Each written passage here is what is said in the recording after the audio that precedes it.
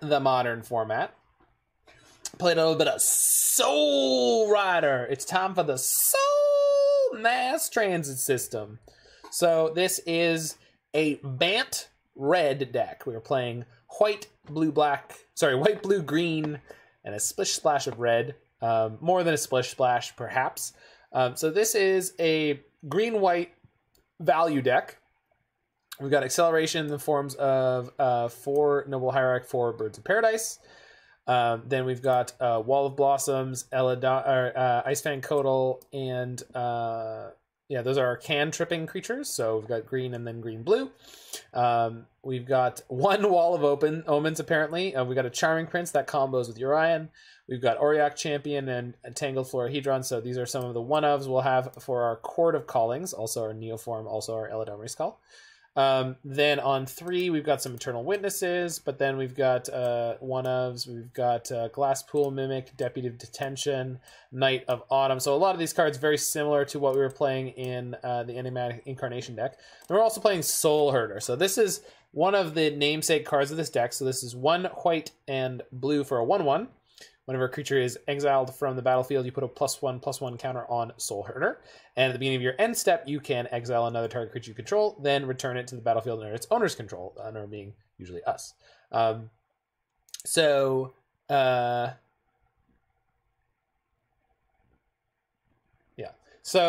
this allows us to reuse a lot of our Enter the Battlefield triggers, Skyclave Apparition included. This is one of the best overall answers in Modern right now, so happy to be playing that one. We've got Restoration Angels that also flickers our Enter the Battlefield creatures, so just generally playing a giant pile of Enter the Battlefield creatures. And then we've got Avalanche Riders as well, so this is 3 in red for a hasty 2/2 human.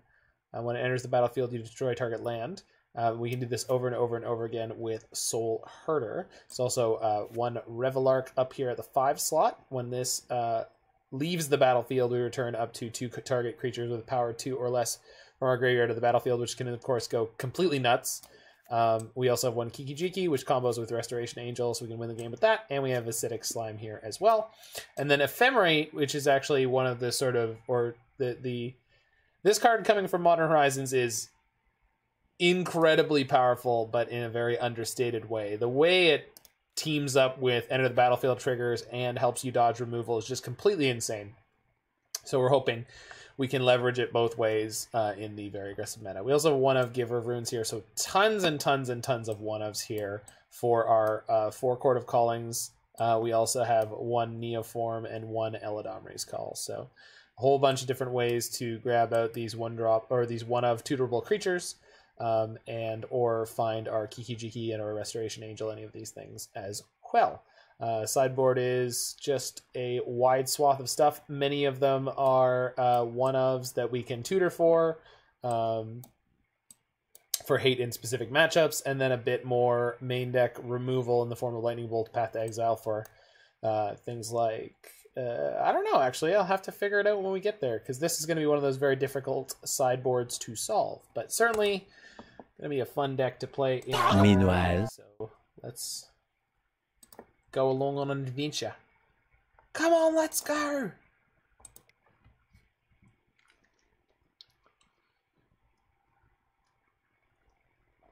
Coming around to Toski. Jamming it on Arena. Hit play 1 today with Naya stuff. Play 1? What is play 1?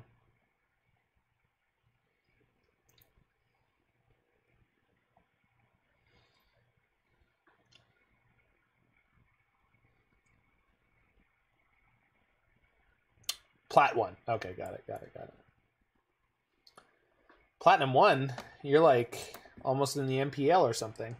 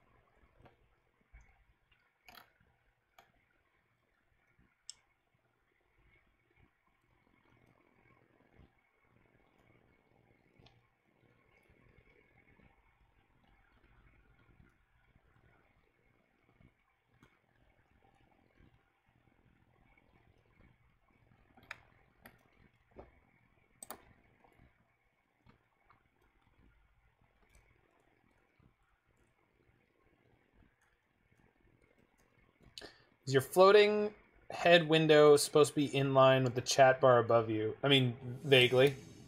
I know it's not quite in line. I could make it wider, but I don't mind too much. As long as it looks... Yeah, no. It never has been. It's been vaguely close. It's been that way forever.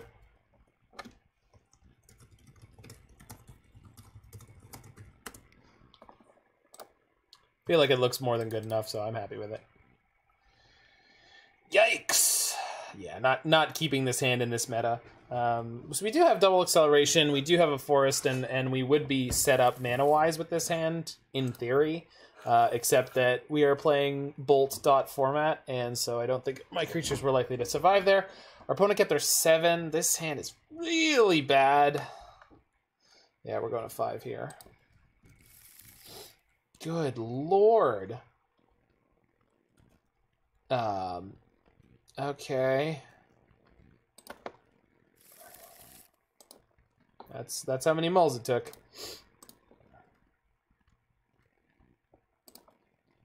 Yeah. All right. My opponent's gonna be really confused when I'm not playing Tron or Dredge. That Kiki didn't move at all. It's an 80 card deck with 1 Kiki-Jiki in it. You gotta love it.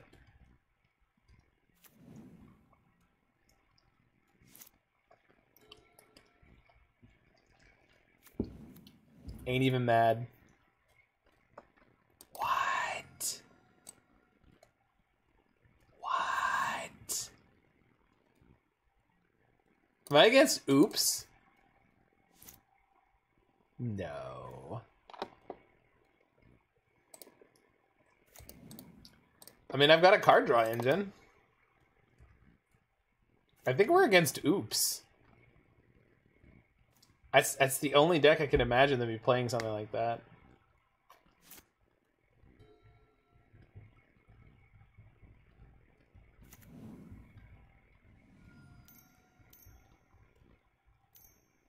Yep.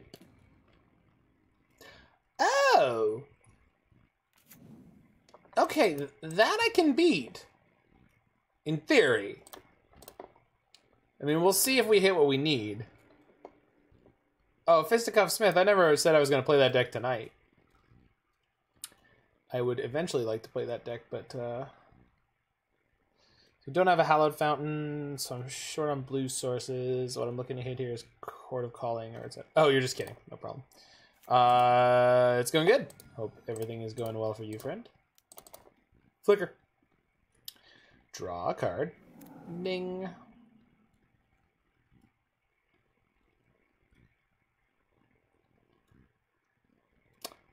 Like to draw my card. Could draw my card. Like to draw my card. Womp womp. Upkeep. Would like to draw my card.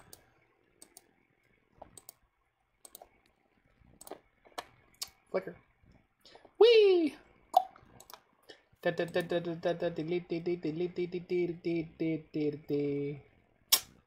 Rats.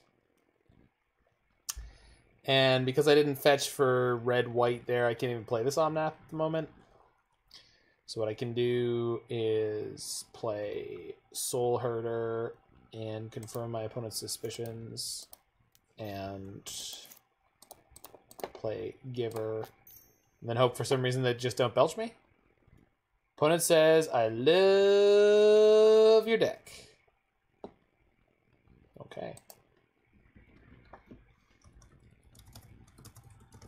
I will tell them, it's a neat one, smiley face. We say as we are about to get belched in the face. I do love Goblin Charbelcher. Before the Zendikar DFCs, the Belcher decks as a group were just so freaking neat. Now, they're unfortunately a little boring. It's like, I'm glad they're way better, and I'm glad they're not as good without Simian Spirit Guide. But we are very dead here. But before it was like, How many land Belcher are you playing? Are you playing 4 land Belcher? Are you playing 7 land Belcher? 1 land Belcher if you're playing Legacy? Which is just Belcher in Legacy.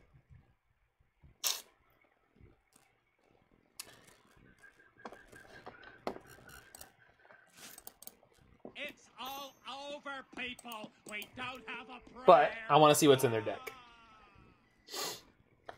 Hey, Roy, I'm doing the thing. I'm doing the thing. I'm getting the information. I honestly have no idea. Okay, so they are playing Oops. It's Oops/Belcher.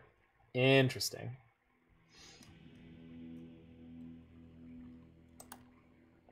Well, normally I don't care, Roy, because I assume I know, like, 90x% of most deck lists in Modern. But these decks have not been around, so it's way more worthwhile for me to see them kill me in this kind of situation.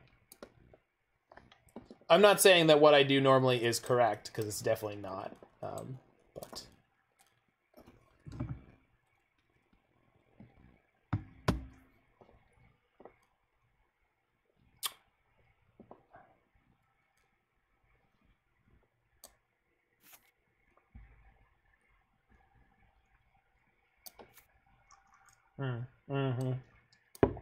yeah, Eidolon good against Oops. Magus? No, Magus is not. I don't think Magus is useful here. It's too easy for them to have a single piece of artifact mana. I think Staticaster to blow up all their Narcomoebas, though.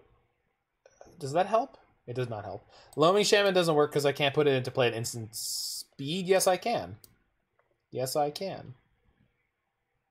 Yes, I can.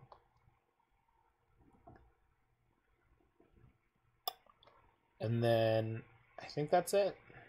That's it for things I want in. Giver, no good. Deputy's fine. Champion, no good.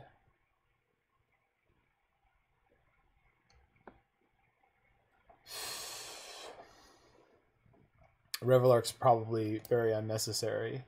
We're not playing that kind of game. I guess same with Charming Prince. Yeah.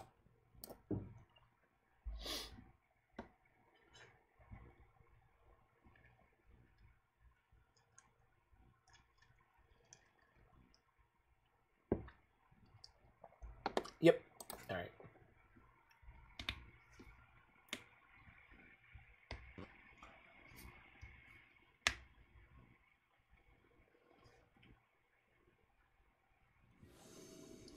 Charming Prince greater than MDFC plant thingy. Floral Tanglehedron or whatever it is. Probably not. I didn't notice it. Yeah. I mean, that is a land. So it has value as a land. This hand can go really well really quickly. The mana's good here. We have a lot of great draws that win us the game. So let's draw some of those off the wall. Opponent mulls to 5. Good. Good. Turn 3 Avalanche Riders could knock them off a mana that they need. Mulls to 4. Good.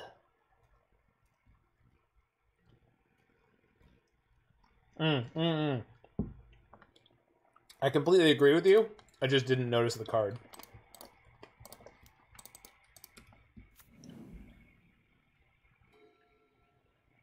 I think Charming Prince is probably much better than the Tangled Florahedron. I just didn't see it in the massive cards.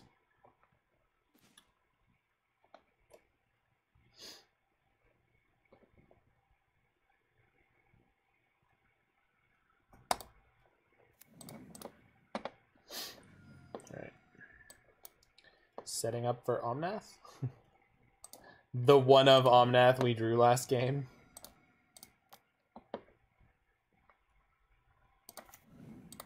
Probably should have played the Wall of Blossoms first, because if I drew an Ephemerate like that. Although this means Avalanche Riders gets to be a triple Stone Rain? Yes. Which is not bad. What is the exact wording on Echo? At the beginning of your upkeep, Of your upkeep. Okay, good. Yeah. Is it weird? I feel like at some point Avalanche Riders had like a weird...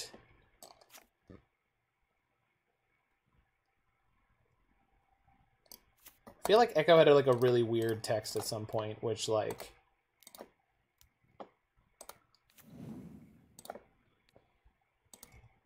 had it work differently there.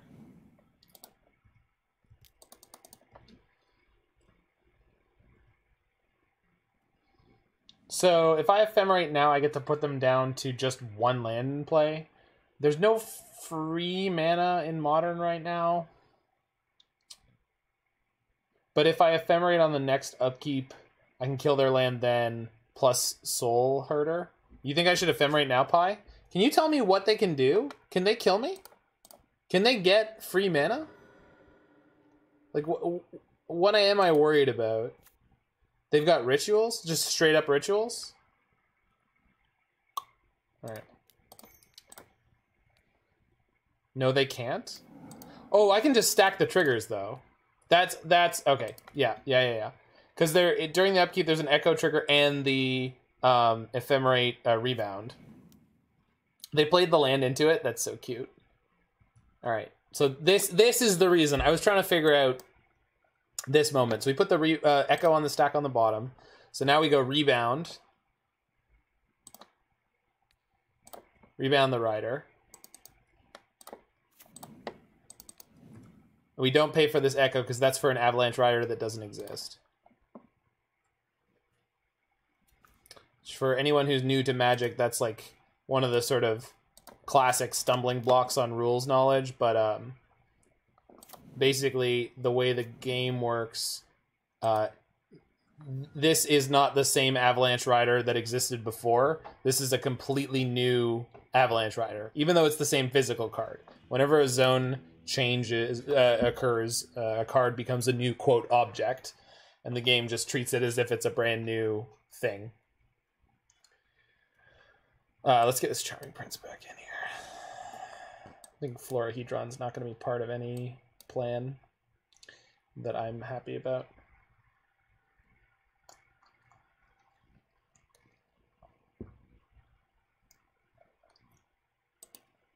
Fail, allowed OP to concede before attacking for 3. Sure. You got me. You got me.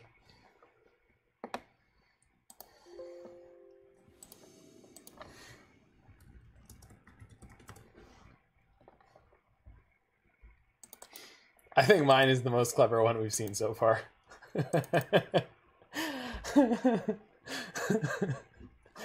Alright. They keep their 7? Yikes.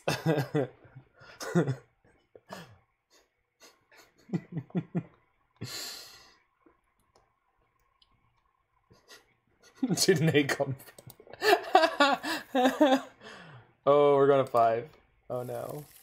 Oh no, why? Oh, it's so close. Why am I mulling to 4 again? Fuck, man. I know that 7 was keepable, but it didn't have a single piece of hate, and it was going to go very slowly. Brutal. Do I just keep this and try to just top deck a green? If we top deck a green, this hand is fantastic, right? Yeah, I know, Roy, I know. It's just like... I just can't imagine myself winning this match on the mull to 4, but I guess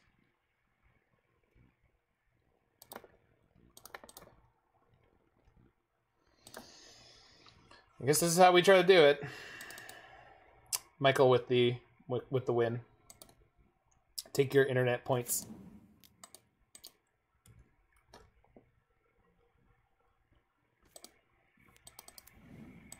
So we get to fetch Raugrin Triome, so our mana is pretty good color-wise here. I mean, we'll see, right? If they just go Accelerant into Undercity Informer or whatever crap, we're just toast, unfortunately. We needed the turn 1 acceleration. We needed a hate piece. I mean, I could top deck Oof here. would be really good. That ain't it.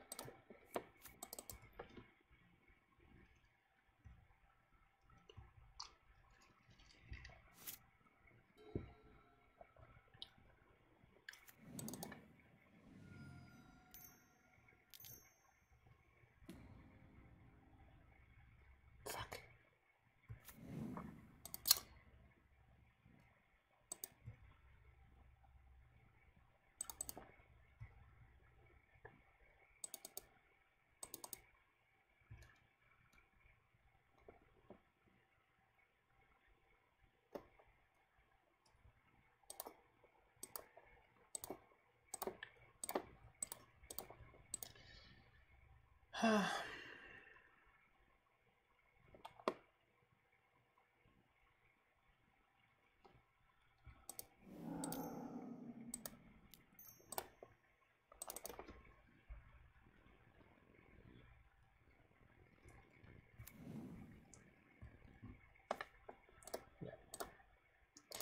Okay.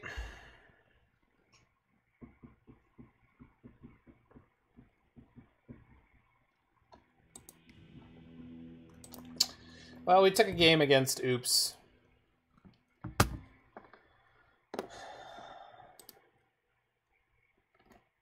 We've been dredged and oopsed. It's a very, very modern night.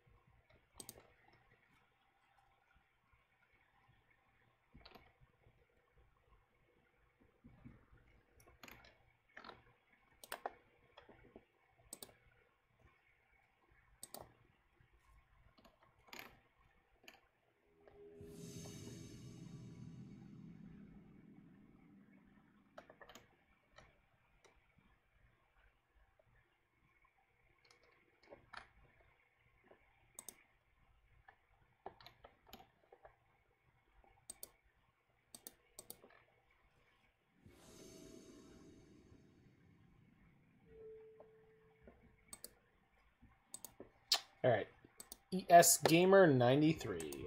Let's do it.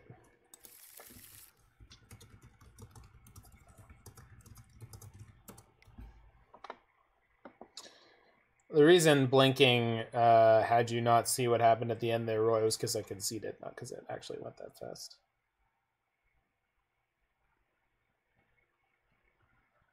I keep this in the dark. If we're against Burn, this is not the worst hand in the world. I lost versus Oops. Yes, I lost versus Oops.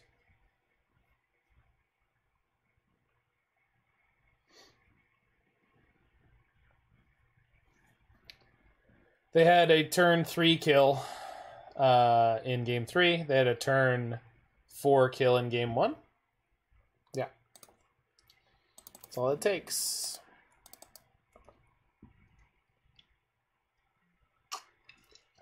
That one I won. Yeah, we mulled to 4 in game 1 and 3. It was not okay. Hey, look, we're against Burn. All right. I'm not like mad that I mulled in those games. I mean, those were fine mulls. We did what we needed to, and you know, we didn't work out. But that's okay. I mean, we're playing against a Burn player now, and we have Omnath in our opener, right? So that's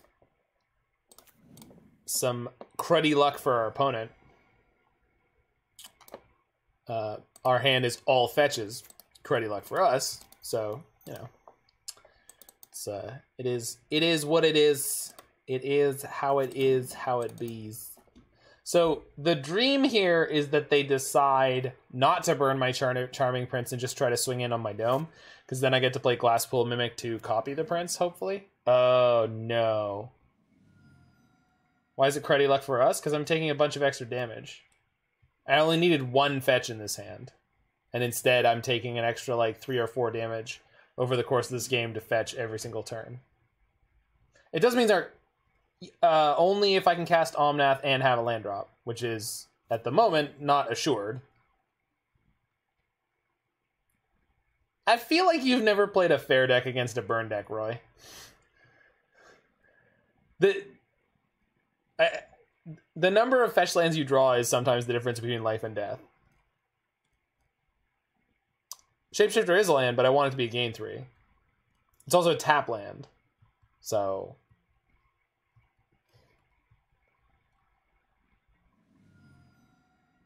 I guess you did play the Roy deck. That was only 2 colors. But then again... Oh! That's kind of neat draw. Assuming that they're not playing...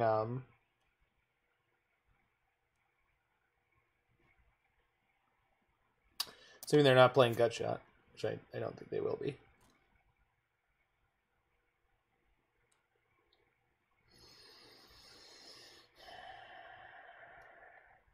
No one ever plays around Gutshot. Well, no, you've played against Burn a bunch as Infect though, but that's obviously a totally different matchup, right? A really bad one. But the point is, I have lost several games against Burn, and by several I mean like several dozen, by this point in my career. True, but the point is, I've lost a lot of games against Burn where it's like, wow, if I had drawn 1 fetch land instead of 3. I would have survived an extra turn, which could have won the game.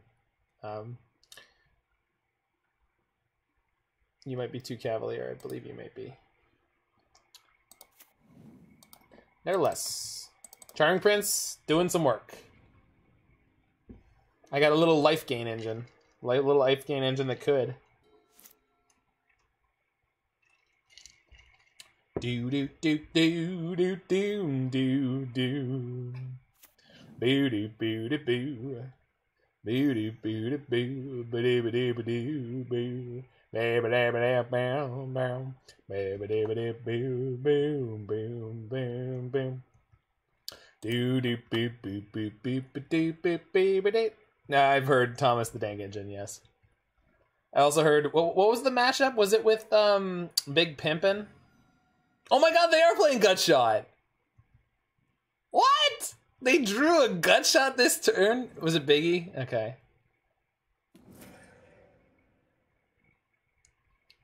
Yeah, but which song is it? Matters. Okay. Pretty sure I'm taking this. I'm unlikely to die? Yeah, not dying. Good. I hope they don't have a burn spell capable of killing Charming Prince. Oh, they've got another Stormwing? Fuck. Oh my god.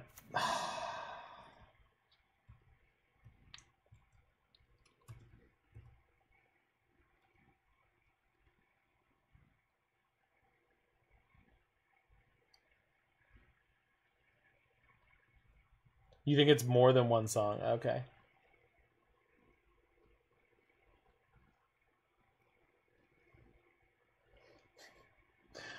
Freed with the deep South Park cut.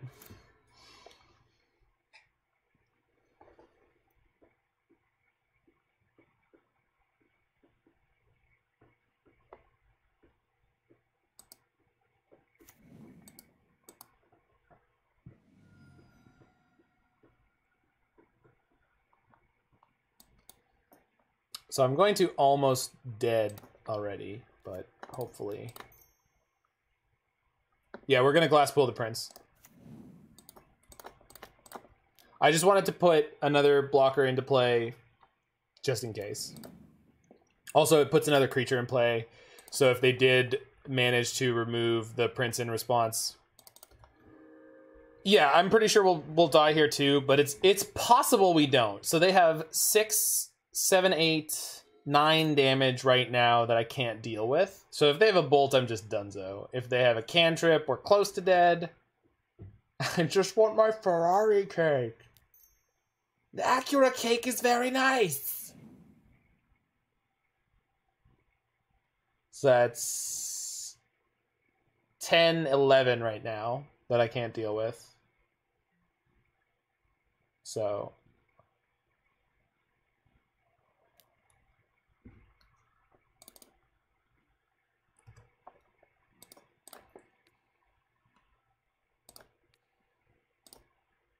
Wait, this Omnath isn't even gonna save me anymore.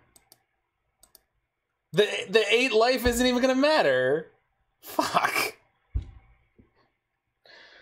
God damn it. Oh, man. Yeah.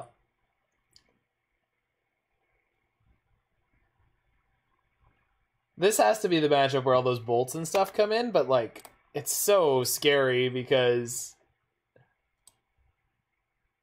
This Ephemerate saved me. No. It would have been good to draw before now.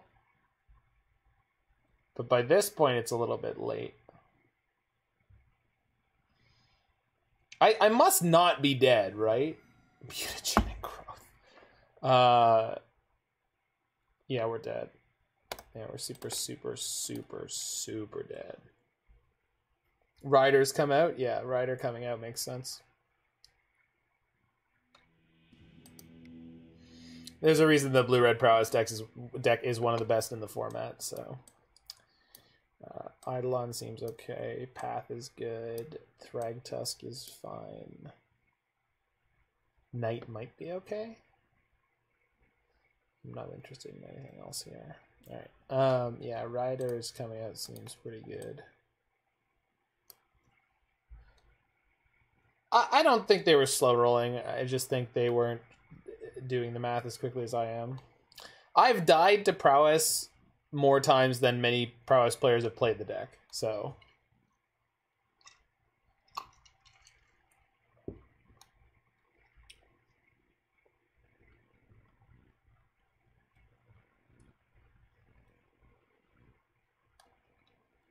The 1/1, right? Yeah. Cut Florahedron? It's a land, dude. I don't want to cut land. We've already mulled brutally multiple times.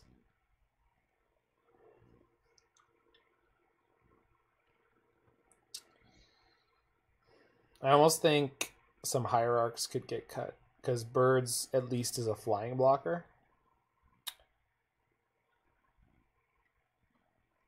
Slime. Yeah, okay, slime is way too slow.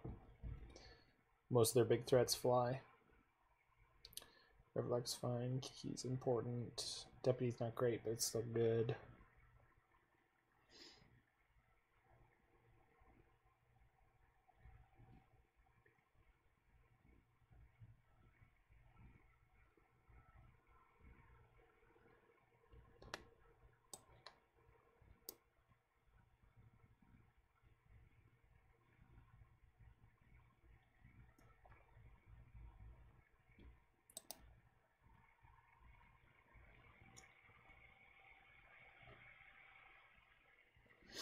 All right. Let's do better.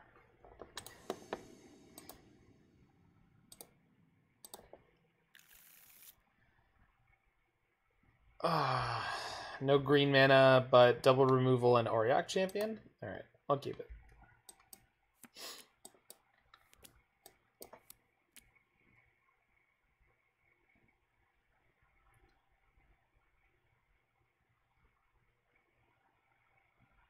Opponent takes them all to 6.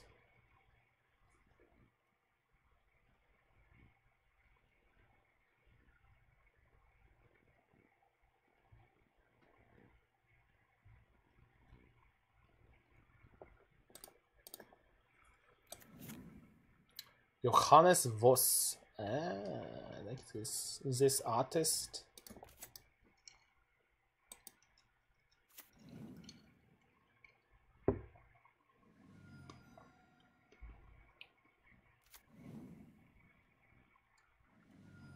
Auriok on 2. Why didn't I do that right in game 1? Why am I so bad?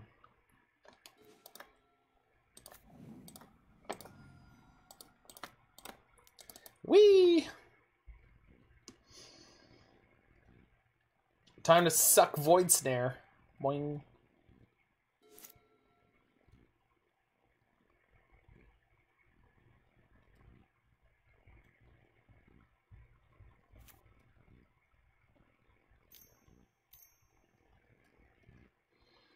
Oh yeah.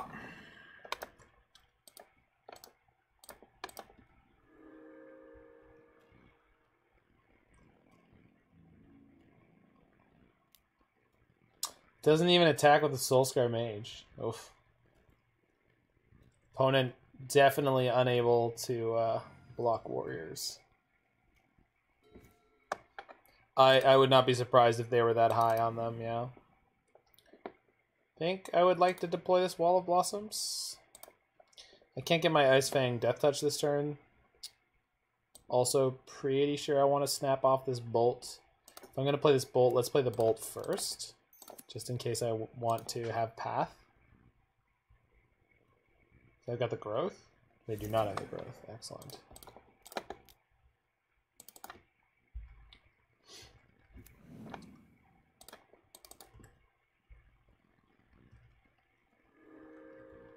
Well, infinite life is different than life gaining being good. But I agree. I do like that Modern has become a format where life gain is good because the aggro decks have gotten that good.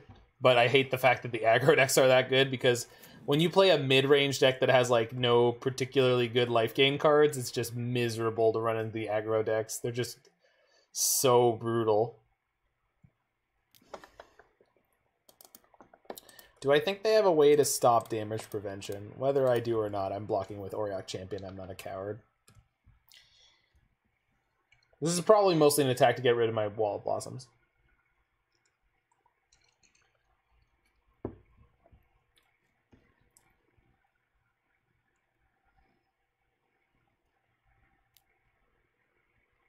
Looks like it. Good job, team. We're at 19. Whew. Drawing straight fire, huh? The warrior has land walking. Warriors!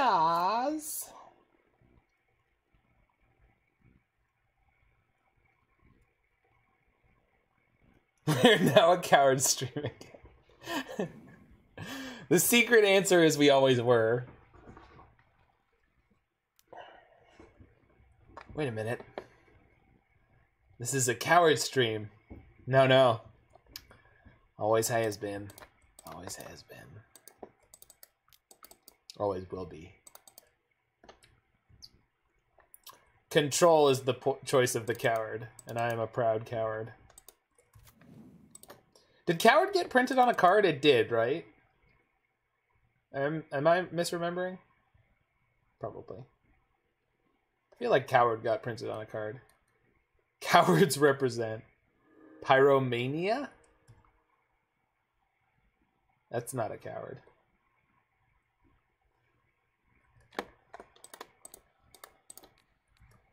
Boink. Boink. Point. Pyrohemia? No. I don't think that it has a coward on it. I assume a coward would be a creature. I don't think Pyrohemia is a creature. I mean, it could be. Maybe I'm wrong? No, it's the children who are wrong.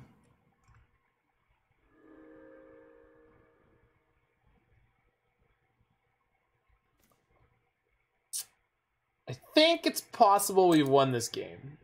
Not gonna call my shot yet. Just saying it could be.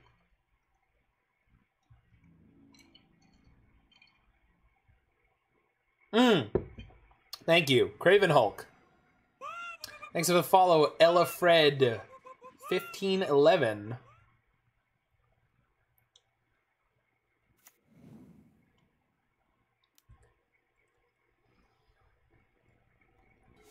No, Craven Hulk is new though, right? It's literally a giant from Kaldheim. It's the first creature ever printed with the coward flavor text. Oh, greetings from Venezuela. Coward was one of those creature types like Assembly Worker and Sapperling, where it just didn't appear on any actual cards. It's just a token creature type. So it's always interesting to me more than most of the other funny little things that happen with Magic is when one of those comes along. Like some people really like when a creature gets printed that's a size that's never existed before. I don't find that particularly interesting, but Yeah, it's Bold Weir Intimidator, Freedmania, and it's originally from Future Sight, and then they printed it into the next block, which was Lorwyn block. I think it's in Lorwyn or Morningtide. Yeah, but that's the point, is that card introduced the creature type Coward, which didn't exist on any cards. Bear Cub is excellent. There's someone with a classy taste in bears. Bears. Where's this going? Upstairs? Okay. Bear Cube? Oh, you actually meant Bear Cube? Is there a Bear Cube? Is Glorybringer any good? Ash Coat Bear always makes you giggle. Because it's just Grizzly Bear? Whoo! That's a really good flip. Oh, that's the one from Time Spiral. Yeah.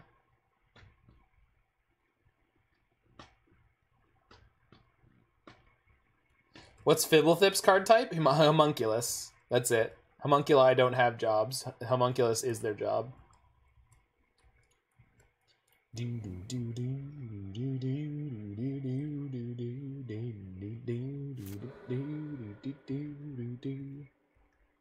Man, they're doing a lot of work to get blown out by this Path to Exile, huh? Pyroclasm in the Bear Cube. You're a bad person.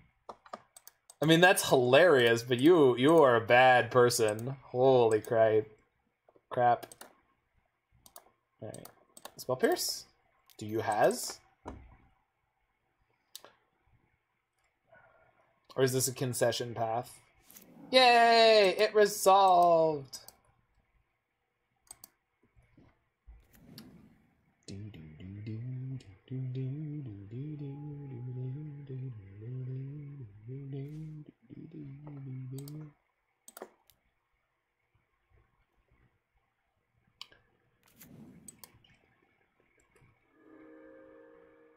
Bear Cube.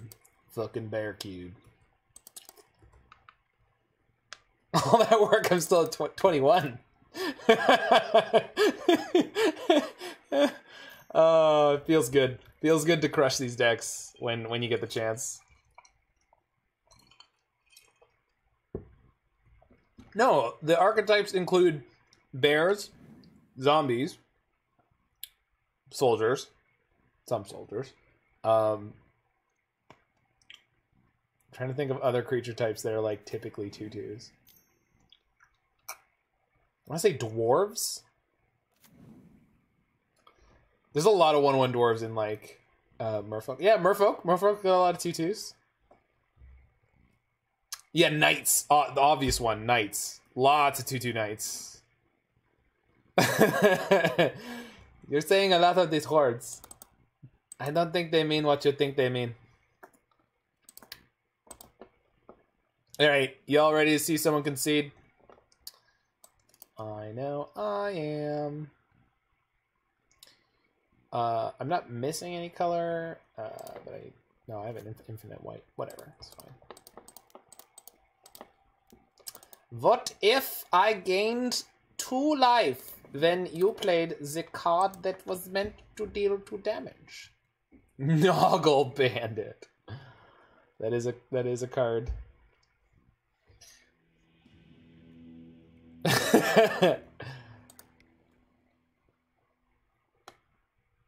I need to get a clip of Michael from Arrested Development saying just like, it didn't.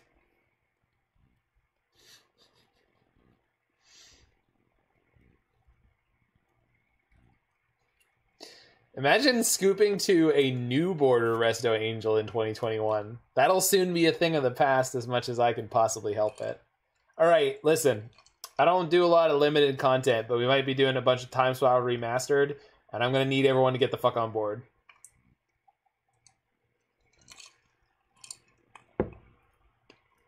Because there's a very reasonable chance that that's going to be a really good draft set for value.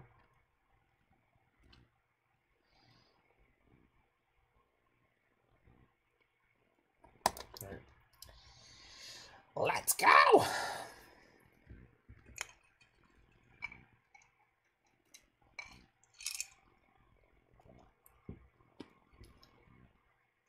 Is there a shitty deck in Legacy that has like next to no chance of winning? Well, we've played Spanish Inquisition here before. Raisin Bran? I like Raisin Bran. Yeah, I agree, Freed. Some of the choices were a little all over the place, but what are you gonna do? So this hand sucks, right? Yeah. This hand mostly sucks, right? God bless it. Why do we have to mulligan so many times with this stupid deck? I like this deck. Why are you so bad to me? I don't like it. I'm not one of those girls. I just want you to be good to me.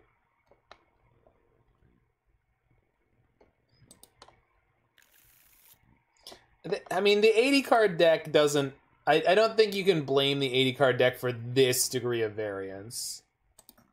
I think most people who want to attack 80 card decks for being inconsistent blow it out of proportion.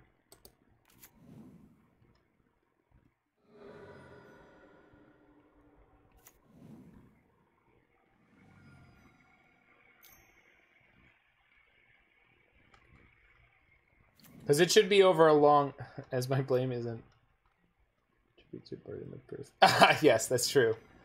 That's true. You're not responsible for upholding your argument.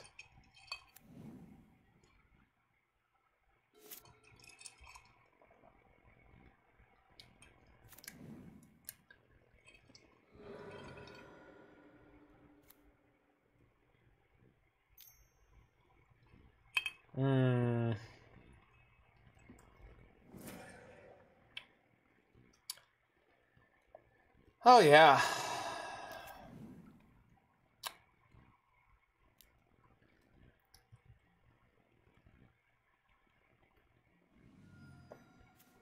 I'm not saying it's gonna happen.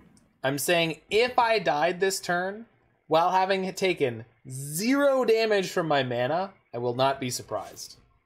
You cannot make me surprised, opponent. If you kill me this turn, I promise you, I will not be shocked. I'm very much ready to die right now. I want to die. It's not what I'm saying. I'm going to take 1 damage next turn to fetch a plains, but yeah, mutagenic dart. Yeah, that's happens enough. Oh no, it's just gonna be Stormwing and then lethal on 4. I'd be so much happier seeing a light up this this goddamn card. The super frustrating thing is I get to play this Knight of Autumn as a gain 4, but they have the Lavadar sitting in their graveyard. It's literally useless, and I'm never going to be able to... Yeah. Ugh. Ugh. What a way to lose.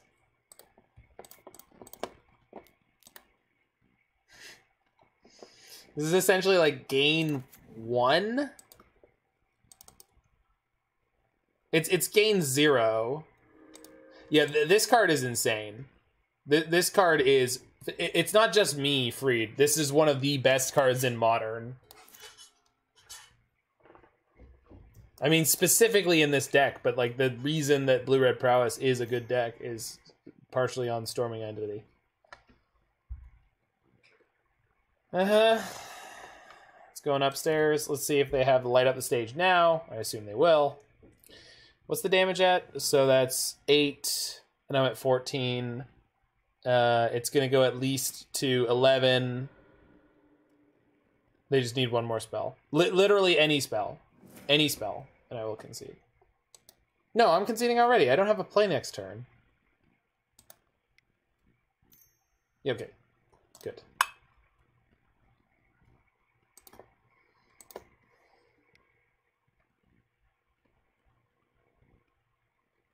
Right, exactly. Yeah, I wasn't going to do it. All right, 0-2, but hard-fought matches both.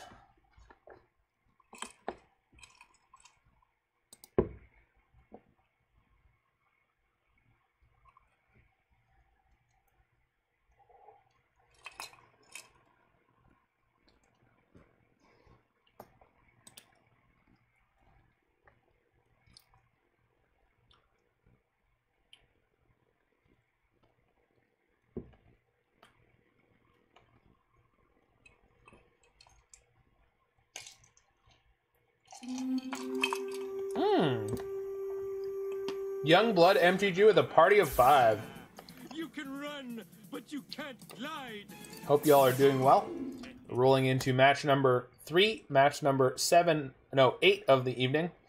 Playing a little bit of Soulherder. So join us, won't you, on the Soul Mass Transit System. It's actually, the mulligans have been brutal so far, but hopefully it'll work out on the average.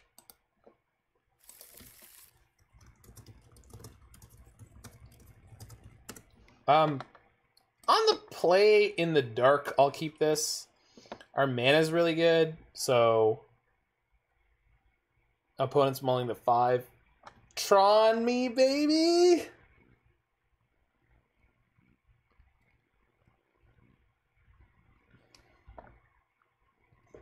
Tron me harder, daddy. Tron me harder. Just looking to go out this weekend and get totally Troned. Just completely Tron-faced. Watery Grave? Oh no. Oh no! Crabvine? Oh my god. Crabvine. Oh no. Oh, it's so much worse than anything I possibly could have imagined. Crab people, taste like crab, look like people, crab people. Holy shit. Oh fuck. Oh my god. I mean, we're not dead, but holy shit. Alright, listen, deck. I want to top deck Ephemerate right the fuck now. Like, right now. That's kind of close. Alright, try again next turn, alright? I don't ask that you do it, I just ask that you try. I just ask that you try. Like, right now, right now? Yes, right now, right now. That's what I meant, deck. That's what I meant yesterday when I asked you to take the trash out. That's what I meant today when I asked you to draw me the Ephemerate. Not jerking around. I think I'm funny. I think I'm funny. Why Ephemerate? Because then we could block with Avalanche Riders and give it the old slip and slide.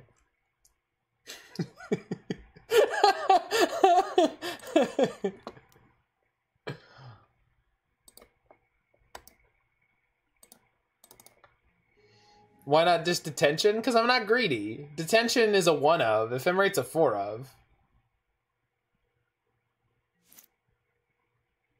What does Ephemerate look like? What? Does it look like a bitch? Does it look like a bitch?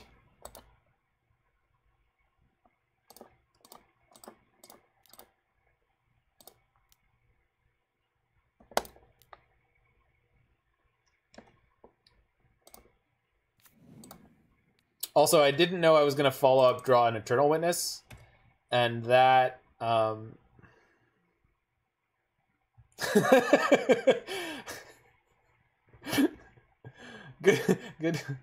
commentary.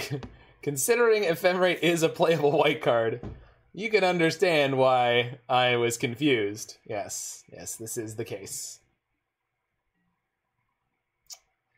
Do I just eat the Stitcher Supplier? Because I think the 1 damage is probably more dangerous than the 3 cards I'm about to mill. Yeah, we're not cowards here anymore. Fuck that. I'm done.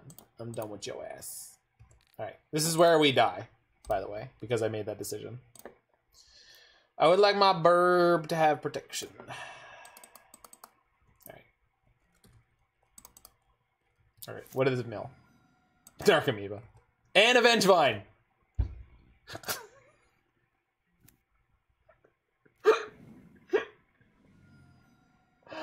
Why wouldn't it do that? Why would it not do exactly that?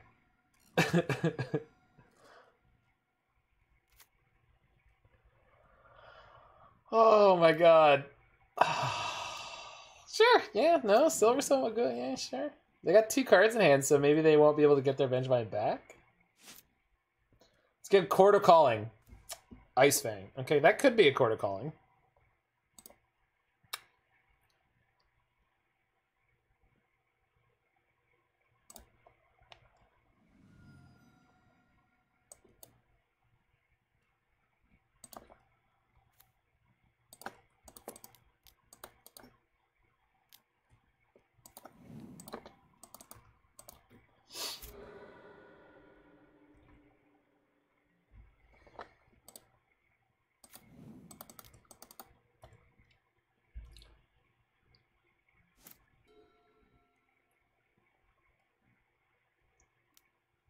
That does not have haste. Oh, no, no, no, no, no, no, no, no, no, no, no, you don't have another creature. How could you have another creature? You had, like, so few cards. No. Ah. Fuck. Too much. Too much. You're too much, opponent. Do I even live this turn?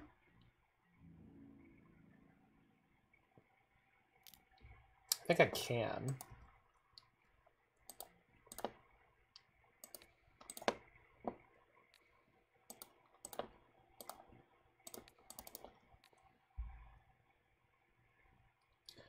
Just taking 2.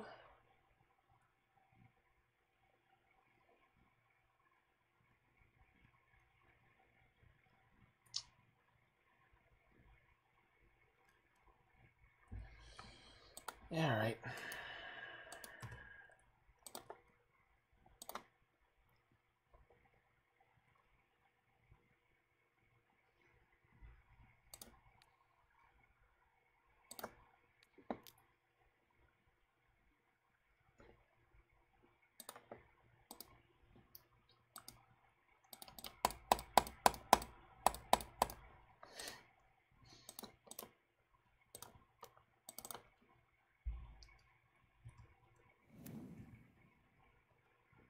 Sure.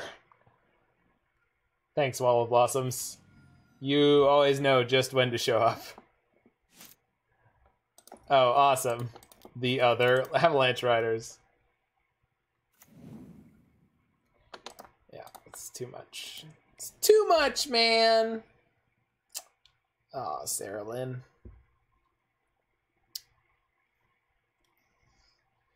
Alright. Alright.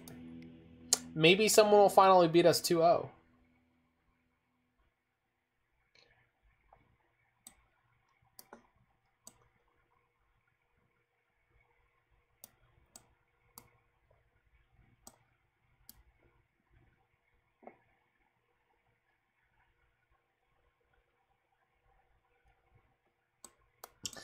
I think I want lightning bolts. Megasm? Yeah. I think I want lightning bolts because killing crabs in the early game can be really important. But it's possible that's not correct. Champion is kind of okay. They got a lot of aggressive black creatures. Plus it gains me a reasonable amount of life. I don't think I need Knight.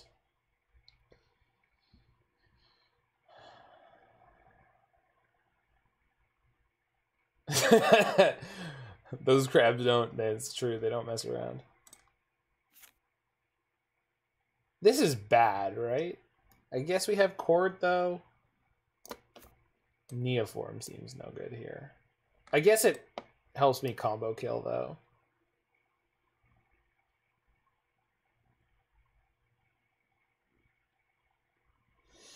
Giver was really good in that game.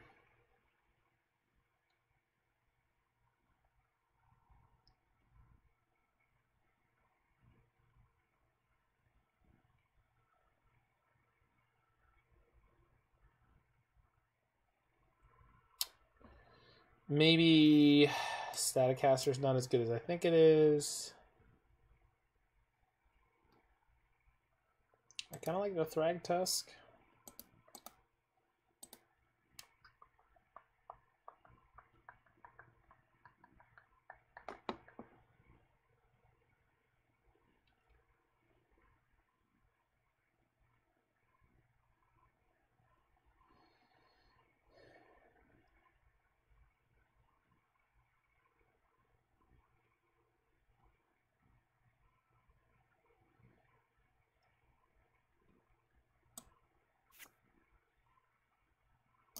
I think I've got enough late game plans. No, that's probably not true. Cutting a resto because I feel like in 80 cards, 1 versus 2 is probably close enough. I know the other times I've drawn it, I've been pretty happy with it. All right. Oh, you'll be back in time, Roy. We won't be done. I'm sure of it. Unless things go colossally badly. Yeah, that's a keeper. It's not great, but...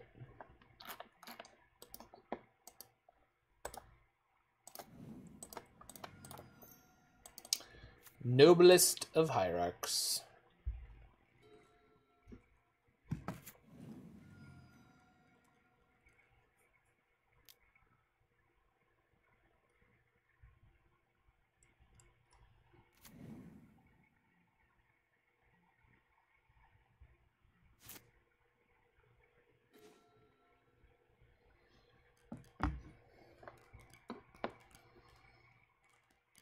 All right. I mean, that's kind of exactly how we drew it up, huh? Dude.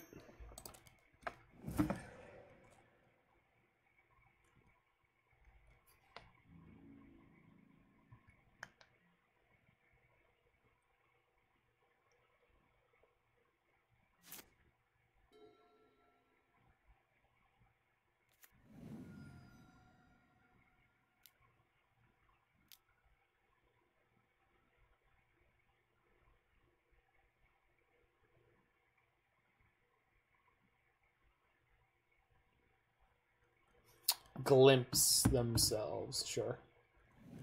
What happened, opponent? You take a look in the mirror? Oh god. Double Creeping Chill, but nothing coming back. 1 Prized Amalgam. Opponent said, coward, it's a poor little crab. I'm not even going to respond to that.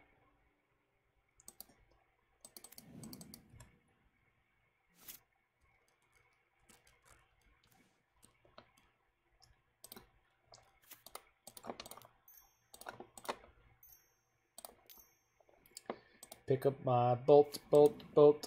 I gotta have bolt, bolt, bolt. Gotta get the bolt, bolt, bolt. I gotta have bolt. Baby. The bolt is all I wanna do. And you know that I'm going to give to you. With my big bolt. Maybe. Yikes. Holy fuck.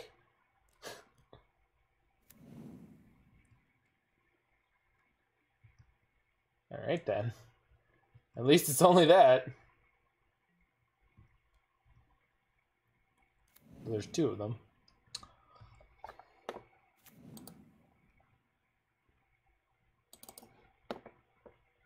This is getting out of hand. Now there are 2 of them. Boop. I gotta kill them both before I let them untap, because they have a Gravecrawl in their graveyard, so I don't really want them to have free real estate. So pool in the back.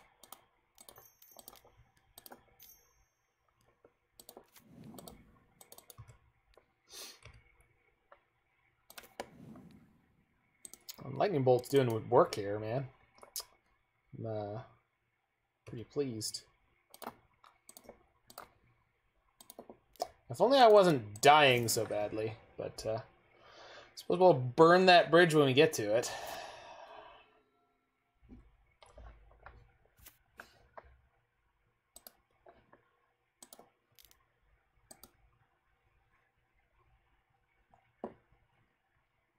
Oh, wonderful. Vengevine.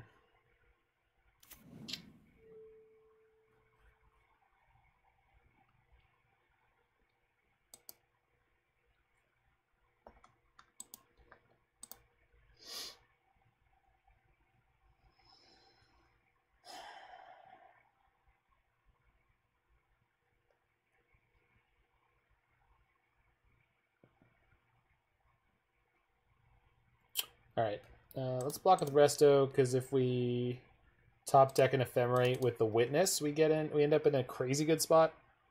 We have a couple of draws at that too. So we could pull out of this pretty quickly.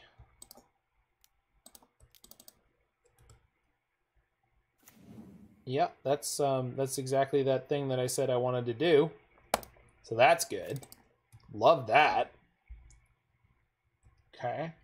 Now, next up, I would like to draw a Chord of Calling. Chord of Calling. I summon thee to the top of my library. I am knocking the top of my library, my digital library.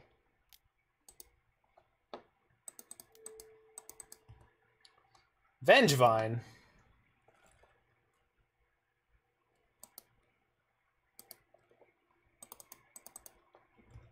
Vengevine. But we are make block here. And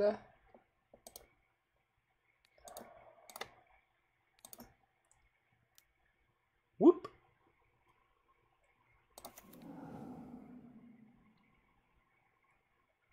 Now with the resto.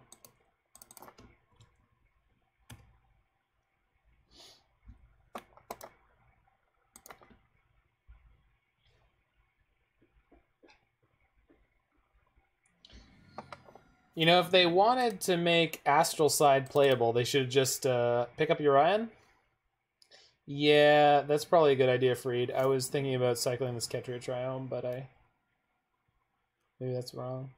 What is about to happen to me? Oh, this is a Grimangler, right? Oh, yeah! Oh, fuck.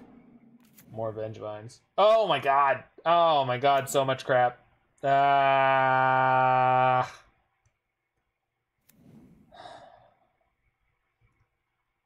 Jesus fucking Christ.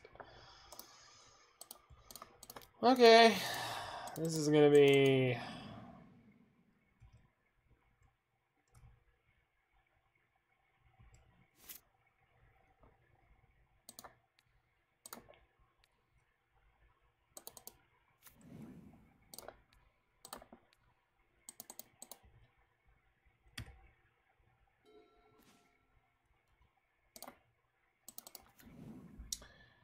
So I can go Ephemerate, Resto, Bolt, Bolt, which takes them down to Amalgam, Grimangler, Narcomoeba.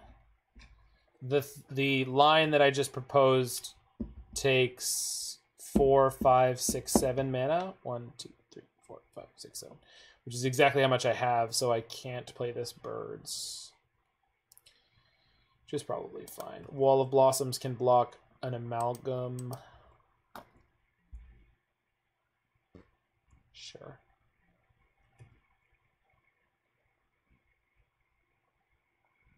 The Hierarch might have to get sacked in front of the Grimangler. No. Hierarch's gonna be... No, Hierarch... No, Hierarch can't be the last thing I tap.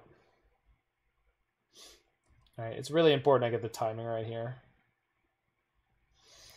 I have to do most of this stuff before we declare blockers.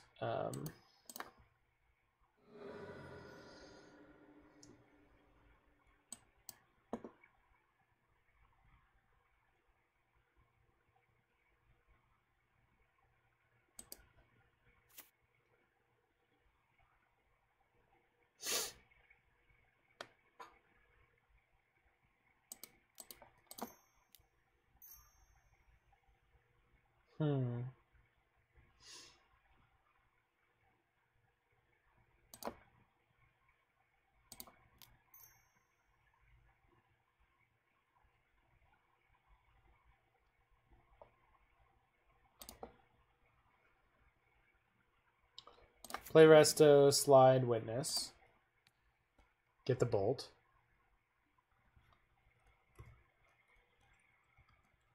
Bang, bang.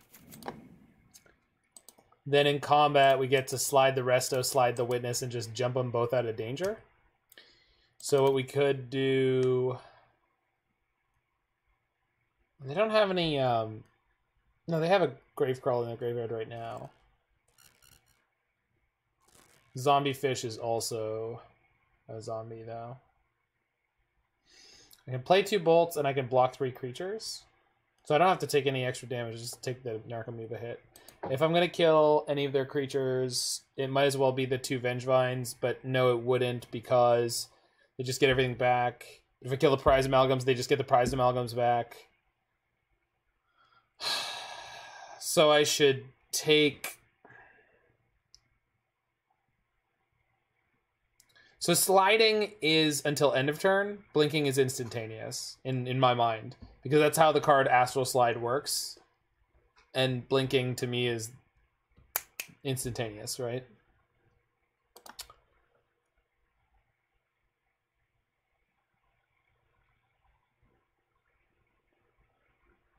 But I probably use them fairly interchangeably. Just if you were to ask me to sit down and define them, I would probably have a better answer.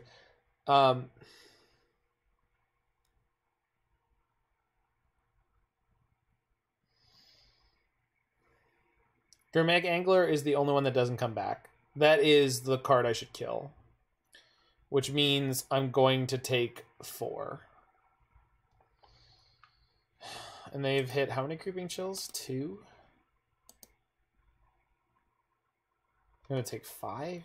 God, that's so much.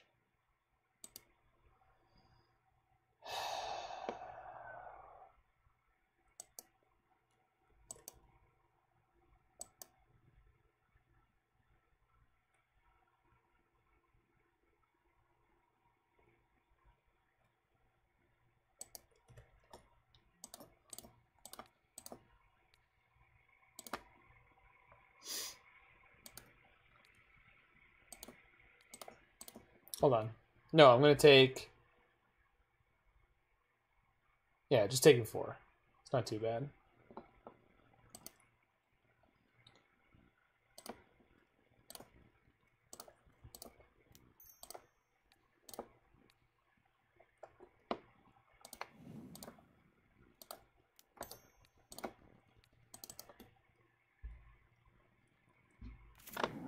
Slide the Resto.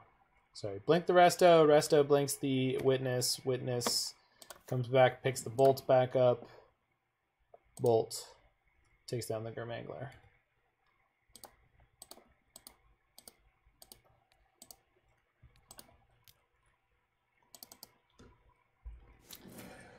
I'll take 4.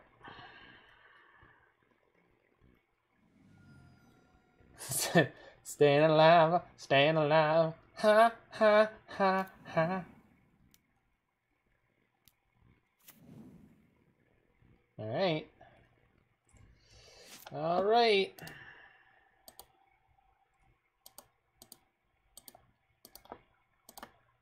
Well, you can't tell by the way I use my... Down 6 minutes. It's not gonna matter, dude.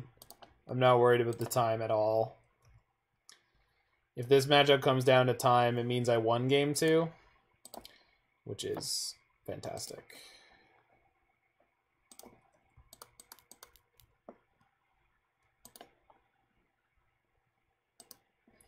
Can play Urian here and then just start looping my board.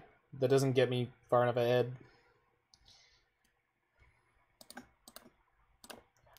Fuck, man. It's too much, man. It's too much. It's too much. It really is.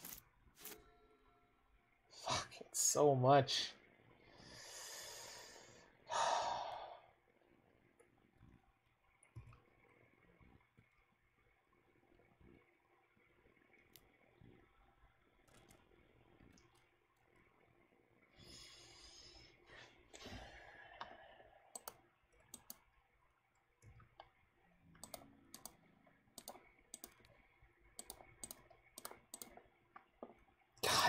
I can't do it. They're just too fucking much damage, man. I'm gonna lose so much mana this turn. We're never ever gonna be able to keep up with all this free crap. Just twice in a row I've played these like awesome mid-range decks that just aren't playing like 4 of Rest in Peace in the sideboard. And like obviously that hoses us a little bit with all the neat stuff that we're doing here, but oh, I was supposed to be able to bolt one of these Prized Amalgam. Just draw Kiki. Yeah, I'm trying, Pi. I'm trying. God bless me, I'm trying. Alright. I'm going to 3 anyway, so let's just fess up to the fact that I screwed up. Kill one of the Prized Amalgams, save my Hierarch. Or get Chord. We have tons of outs. I've been trying to draw them. Like, I've been sandbagging this game reasonably successfully for many turns. We're just gonna die to Creeping Chill here. There was no way that I wasn't going to take enough damage to go down to 3, so. Alright, we didn't do it somehow.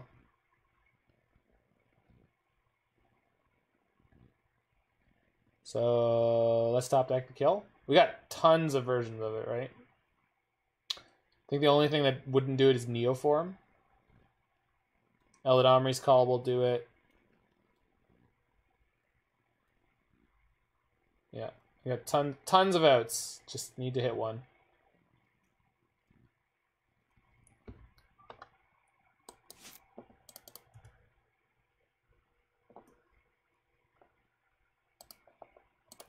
Let's target my wall.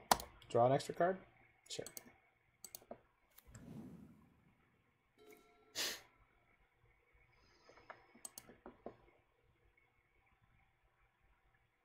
Kiki would give me infinite blockers, right? Okay. 1, 2, 3, 4, 5. So 5, play the Urian. And if I put out 2 birds, I have 1, 2, 3, 4, 5, 6, 7, which is not enough to Chord. So playing Urian this turn means I can't Chord for Kiki. But I would put in enough creatures to just live. Alright. Alright.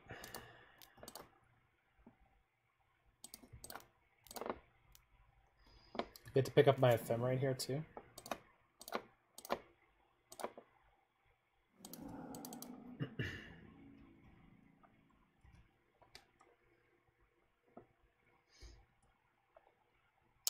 This is Crabvine Roy, but it's very similar.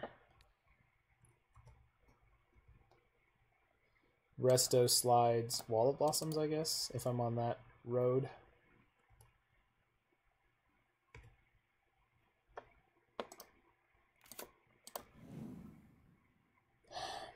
Nope. Alright, well, assuming they don't hit their Creeping Chill somehow, we will live for at least one more turn. And get a couple more draws. I'm starting to come up on the upside of combats, so that's kind of okay.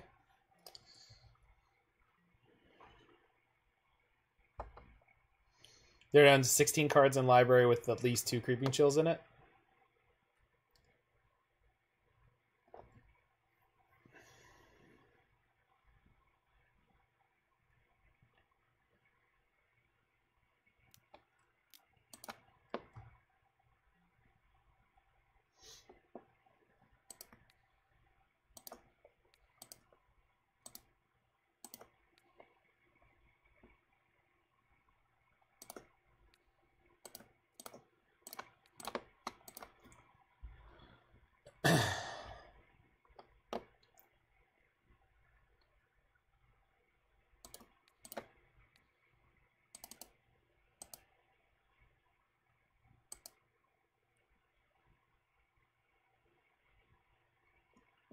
They're getting all their Vengevines back. Hold on. So we'll just do double chumps. There we go. Okay, there we go.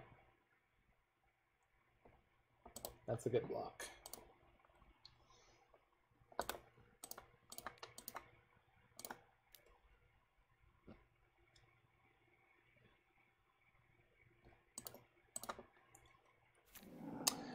is a super crunchy little interaction that is really fun to play with. I don't know if I'll ever be able to win a game with it, but God bless it if it isn't fun. Why not just flicker Urian?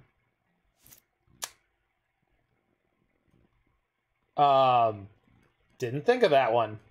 Just straight up didn't think of that one. That's a new one to me. That is not something I considered as a combat trick. Wow. Yeah, that's... Yeah, no, now I'll do that next turn, I suppose.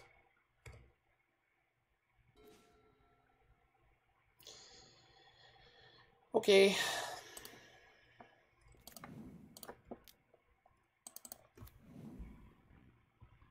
We'll just win without flickering Urian. That's the plan.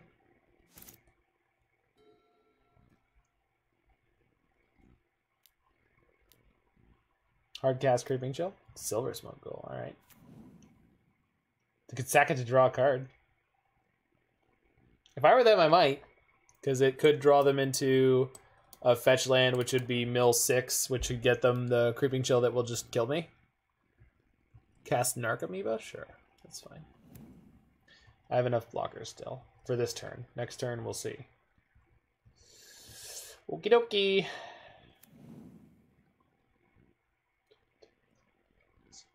Six attackers. That's fine.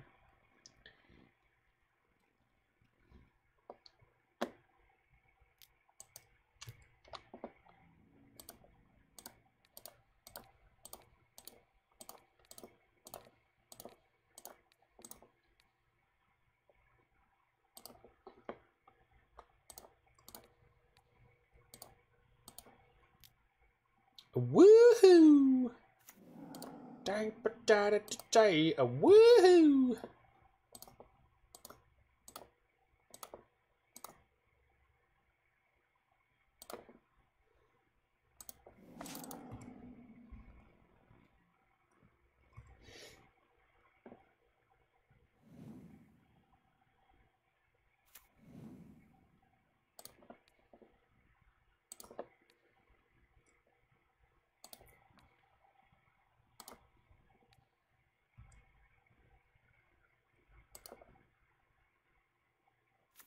Good lord.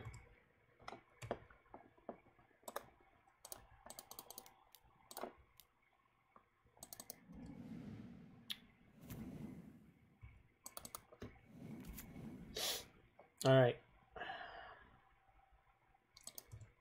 Get another draw. No, this one's got to get back the Ephemerate.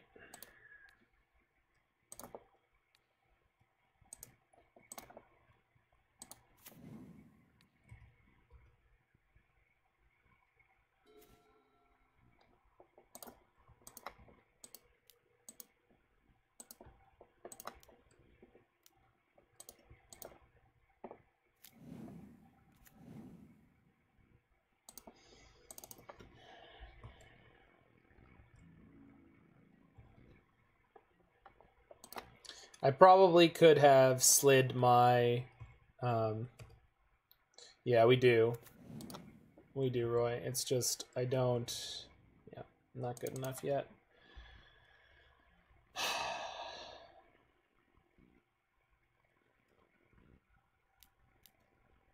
Creeping Chill, finally? Thank God. Oh, fine. Let's see if we just top deck Chord. So I could gain life in response.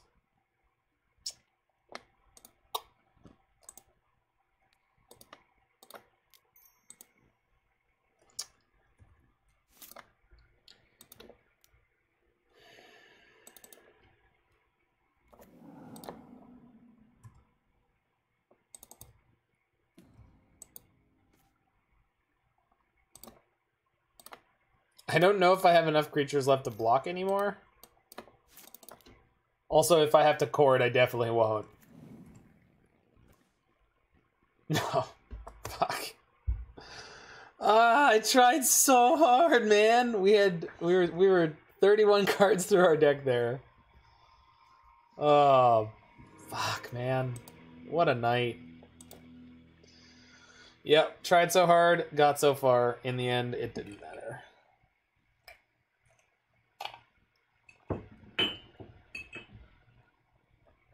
Yep. The deck feels awesome. I mean, this deck feels really, really interesting and fun.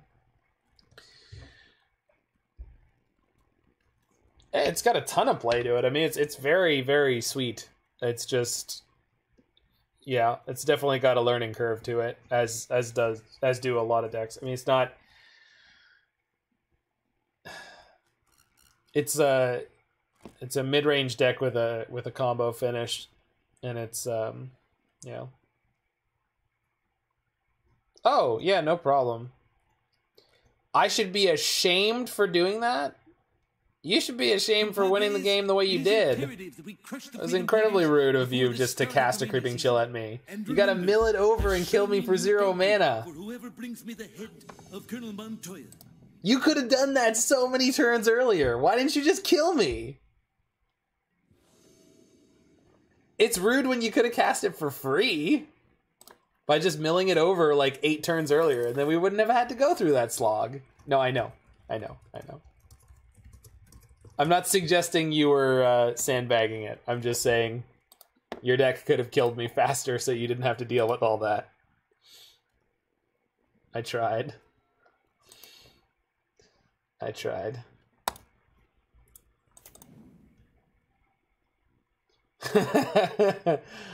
Judge Dredge. That's a great name.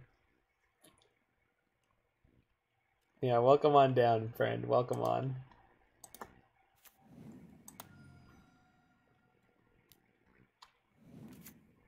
Ah, we've descended to the Gilded Goose bracket. This is where I live.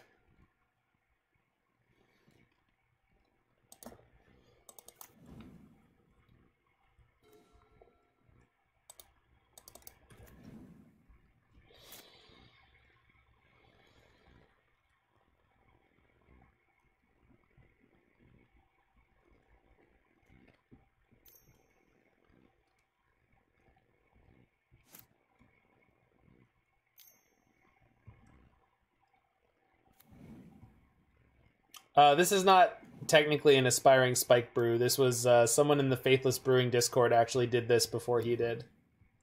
And I am the reason that deck was brought to his attention. He started doing a Soulherder brew many, many moons ago.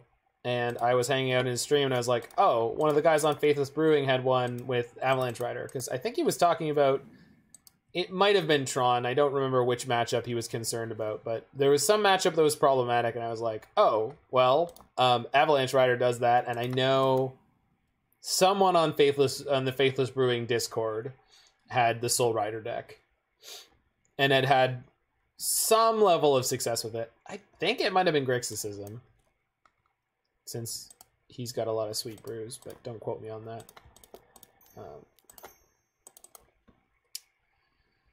Anywho, opponent's off to a reasonable start. But then again, so am I. Also, their Emry has done as so many Emrys of mine have done and failed to flip over any useful artifact for them.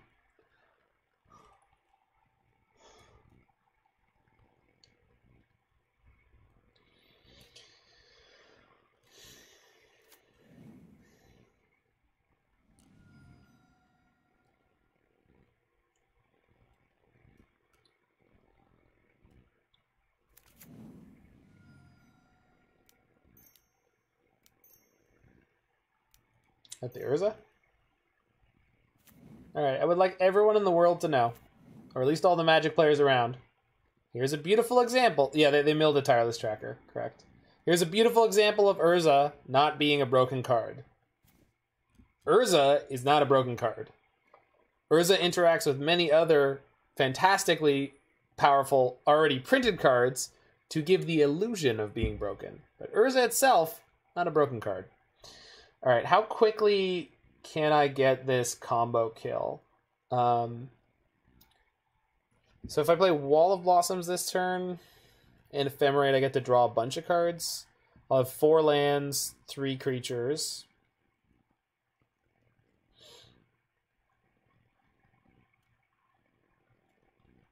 Next turn is the Resto Angel turn. The turn after that is the Kiki turn. All right. We're not committed to it or anything. I just... That's fantastic, Roy. I appreciate that. Right now, there's not so many great artifacts to play. Well, that's exactly the reason why Urza decks have sort of been slumbering. I don't think so, Jackie Chen. Because Urza needs a density of good cards. Whereas Twin needs a very specific card. The thing is, there's like... If you're counting Thopter Sword combo as the thing that Urza's broken with, they're not... Thopter Sword combo is not good enough. It's just not. There's no... If Thopter Sword was good enough, you'd still see this deck being played, which you generally don't.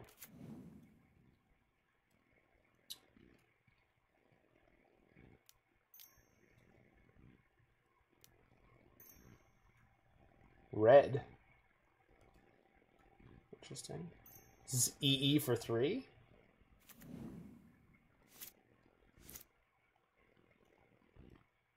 Well, it's, yeah, I mean, Thopter Sword may be time-consuming. It's a fine combo. The trick is the incidental artifacts that you have to fill your deck with to make Urza reasonable are just, yeah, they're just poor. Okay, so this is Temur Rosa. Sans Uro. Hey, you got interaction? I hope so. You got interaction in those 2 cards in your hand? No! What do you think of my giant fucking Soulherder? They're bigger than your Urza. The other thing is Urza's a 4 mana blue card in Modern. It is one of the worst cards, one of the worst colors to be in terms of being like reasonably expensive to play. Because you just get your butt Mystical Disputed all the time. You have to get to 4 mana playing a lot of these mediocre cards along the way to try to enable your Urza to like try to maximize it. I love Urza. I love the card. It's just not anywhere near as broken as, for some reason, people seem to think that it is. I just don't think that's the case. It was an important part of the combo deck. Obviously, it couldn't exist without it. But it's just weird. In a vacuum, this card is not very good. You know?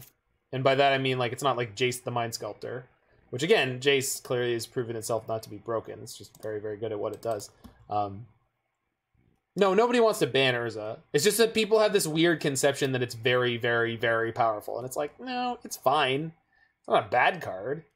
It's just, it's not that good. It's fine. All right. I love this Skyclave Apparition draw. But it doesn't actually help me too much right now.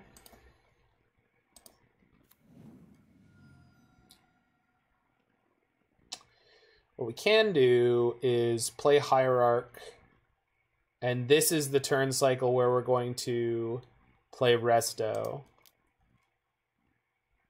And...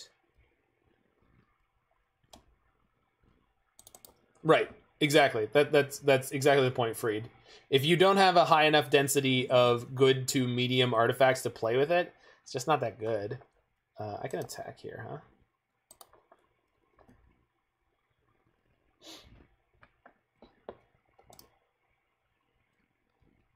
Not with that.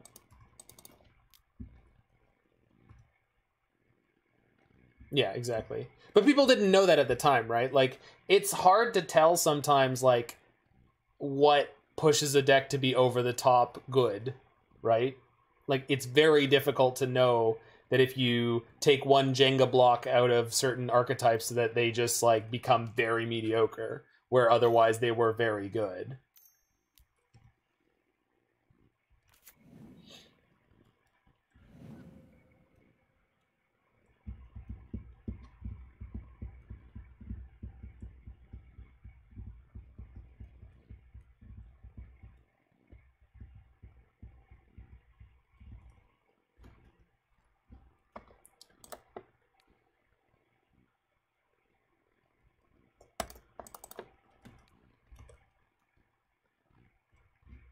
So this turn cycle we play Resto. And then we can Chord for, hold on. We can play the Resto and then Chord for Witness if we need to? No, I'm short.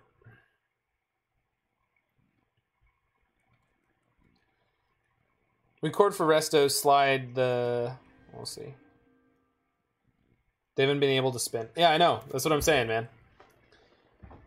Now, obviously, they're not playing a deck that's built to totally maximize Urza. Also, Emery was super underwhelming this game, right? I mean, that was not... I don't think that was an average case for Emery to mill 0 recurable artifacts, and also they drew 0 recurable artifacts, right?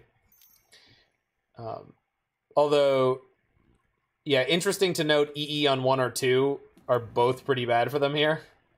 So, I mean, 2 is not as bad. 1 would have been quite poor for them.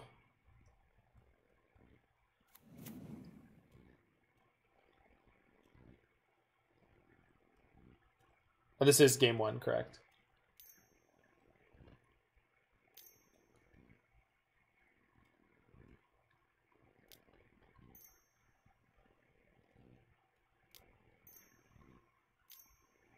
What in the hell? Oh. Sure. Nice. It's actually kind of annoying.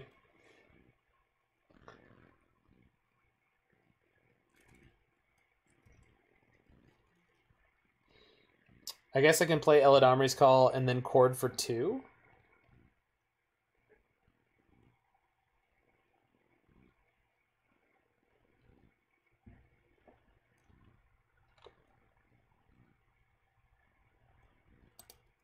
Right.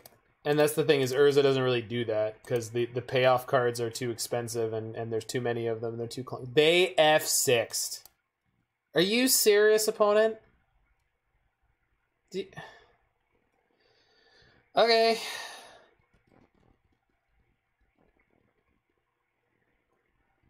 I was expecting this card to get countered. Now I don't know what to do with this.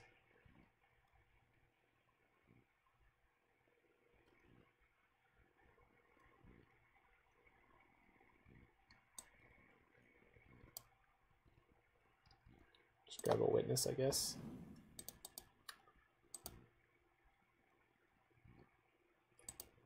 Yeah, exactly. Oh, I didn't plan for you to completely fail to play the game of Magic. Huh. Give me a second, I'm not sure, how to process this. I guess I could pop the EE now. Kill my Wall of Blossoms and my Ice-Fang.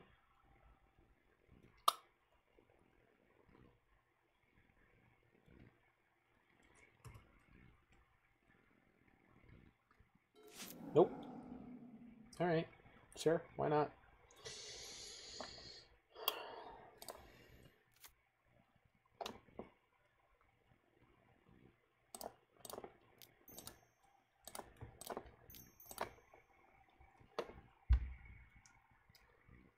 Reason 1547 that Urza's not great right now. Skyclave Apparition. Urza does not cost 5. Now, don't get me wrong. Urza would be even worse if it cost 5. But Soulherder, your text is ludicrous. Whenever a creature is exiled from the battlefield, including opponents. Why? I don't know. Just feel like it'd be fun that way. Do you guys think it would be fun that way? I'm not attacking Rain 6. They put the engineered explosives into play on 2. I ain't attacking no Ren 6. Fuck Ren 6. It's a dead-ass Planeswalker. Yeah, they're just taking 8. Just sitting there taking a beating. Good lord. Fire off some paths and Soulherder gets big. I mean, I agree, it's neat. I'm not saying it's not fun. You're gonna pop it now, right? You played that EV for a fucking reason, right? Thank you. That took forever. Alright. So yeah, it's fine. Good God. Sweet merciful crap. And they can't... Oh, they can play EE for 3. They have to hatch a food and then crack the food. So they won't have enough mana to crack the EE. Even if it mattered, which is not going to. Like, oh, they can really get my Soulherder good.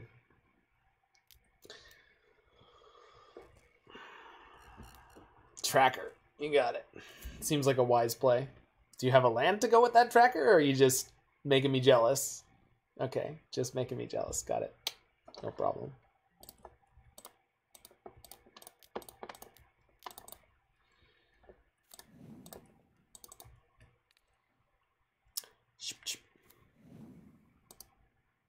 Yay!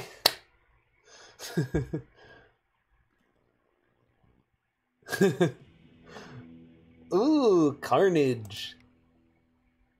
Should Avalanche them to put the nail in their coffin? No, I didn't want them to know that Avalanche Rider was part of the plan here. Okay, so Staticaster, not useful. Path is fine. Knight is probably good. It's not great, because like most of their artifacts are like not super... Lightning Bolt's probably okay. But I want the Riders. But I want the bolts. So yeah, Champion's unnecessary. I could probably cut the Wall of Omens because I'm generally not going to deal with them doing a lot of attacking. I definitely want Deputy. Deputy's phenomenal here. A Knight is unnecessary, actually. 1 is probably good enough.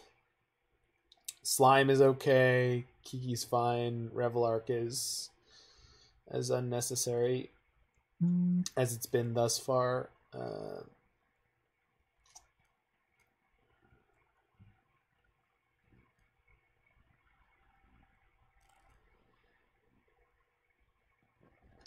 don't think I need Giver here. Don't seem particularly aggressive. I know Giver could be really good against their giant like constructs and stuff like that, but I'm hoping that between the deputies and everything else, we'll be able to just deal with that if we have to.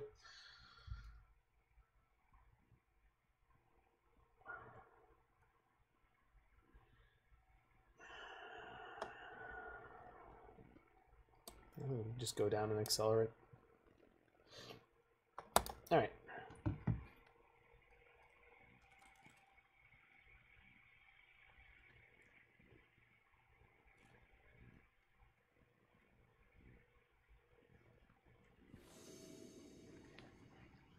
Glen Elendra would be nice. Yeah. I mean, it depends on the matchups you're in. I think, yeah, generally speaking, I think Glen Elendra might be better than the Reveillark, but I'm not going to question the choices of the person who came like 7th in the weekend's challenge thing. Was this the list that was in 7th, or was that green-white taxes? I don't remember. This might either be 7th or like 16th.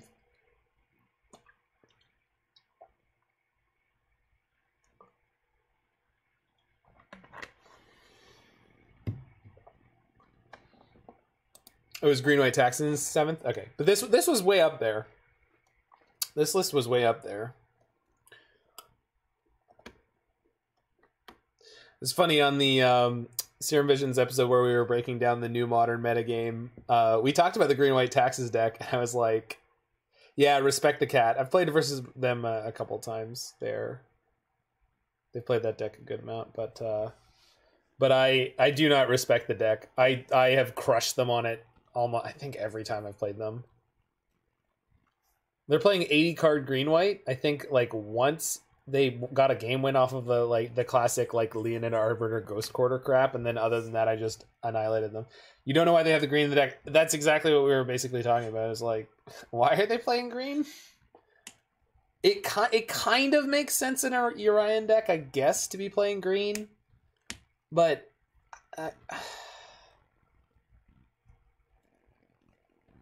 taxes is so much better in my mind when they draw their busted cards in combination, like exactly one Thalia and one or two Arbiters and a bunch of Ghost Quarters and a bunch of Field of Ruins and like Cyborg life gain. The best life gain is white right now. Right. In Legacy, there's been multiple back and forths over 80 card versus 60 card in mono white taxes. And no, we're not talking about this opponent. Yeah, exactly. The Vial on 1 is a big deal. But we did talk about in that Vial / Giver / Hierarch. You actually have a higher percentage of impactful turn 1 plays than you do in the 60 card deck. It's just that some of them are still Giver of Runes, which is, not the best, but not the worst. I've been killed by enough Giver of Runes to say that.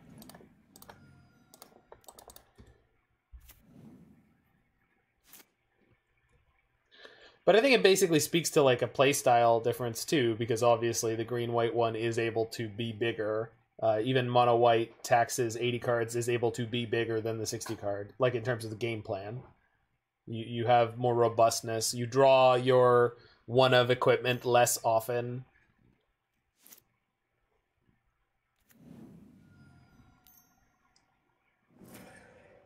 Galvanic Blast. So you have elected to go slower to catch up to me. Cuckoo!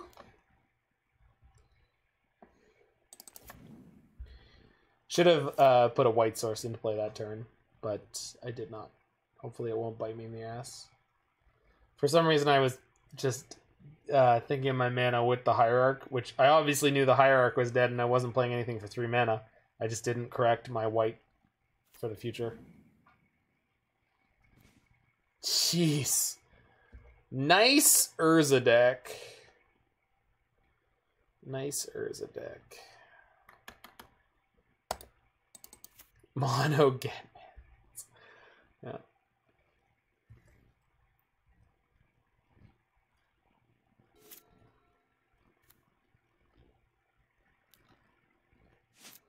Yeah, this should we surgical the veils or not was really great. That was the best of the worst. Oh, I still didn't put a white source into play this turn. I put in an untapped blue instead because I'm an idiot. And now I can't deal with this Urza immediately. Well, that's a whole thing. Good God. Alright. Just all slops over here. Just all slops. Alright, well, just like last league, we played a bunch of games really, really, really, really well. And then suddenly not. And if I'd gone for Windswept Heath to set up a basic Plains there, that would be our third non-Ice-Fang Snow permanent to give my Ice-Fang Death Touch. So that also was a mistake. Hooray.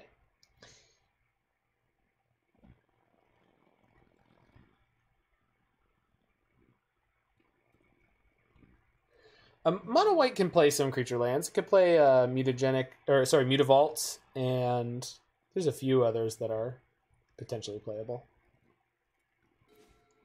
That's a really good draw. I like that one. So I can now Chord for 3. But I don't have another Skyclave Apparition in the deck. So let's just go ahead and yeah, you're not playing for Forbidding Watchtower. Not in this modern. Not in my modern. Them's fighting words. Hey you, let's fight. Around here, them's fighting words. Can I do you a favor? I could try Pi, but if it's layoff slagging deck X, Y, and Z, maybe not.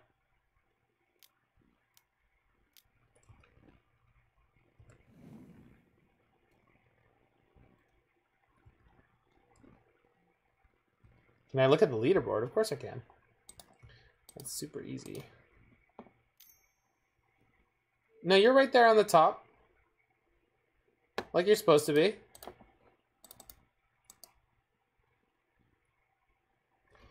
Okay, so I can chord for 1 in response. Does that do anything for me? Awesome job, Pi. Awesome job. No, Ice-Fang's just gotta suck it. That's awesome, dude.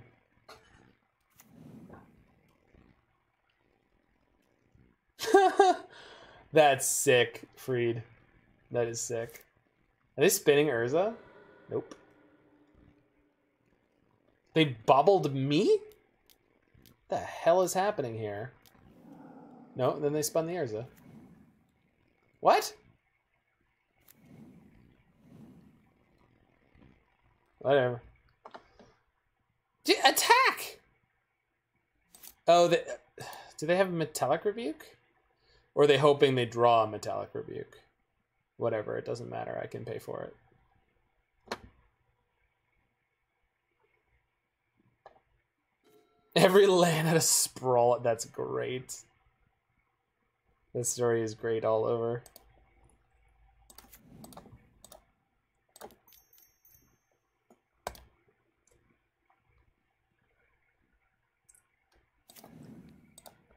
Yoink! Yoink!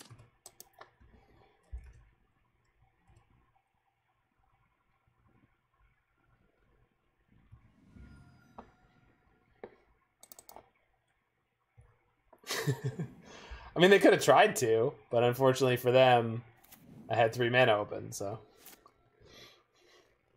Doesn't work, so fuck! Alright, this is not so good. Urza, not the most insane card. Second Urza, pretty good. Pretty good play. Sure.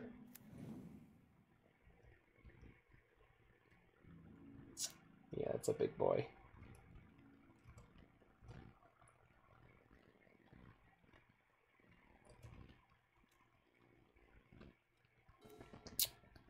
Oh, I meant to fetch it in a turn there. That's fine.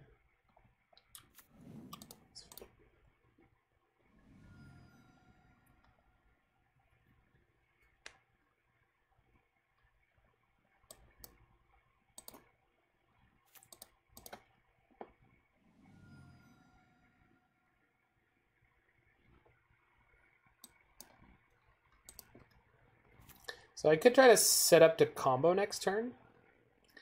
Chord for Resto.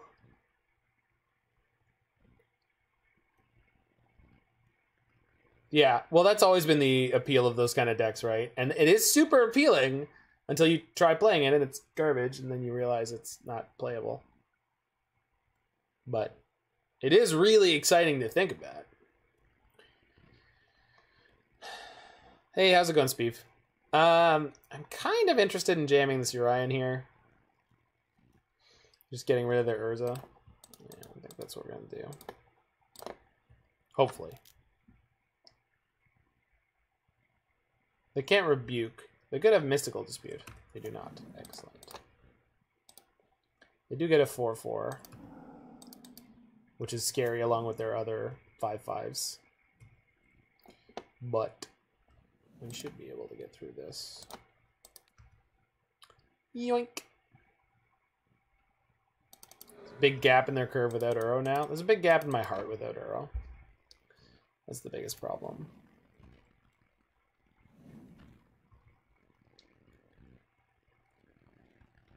I did not leave the right colors up to play this Chord of Calling.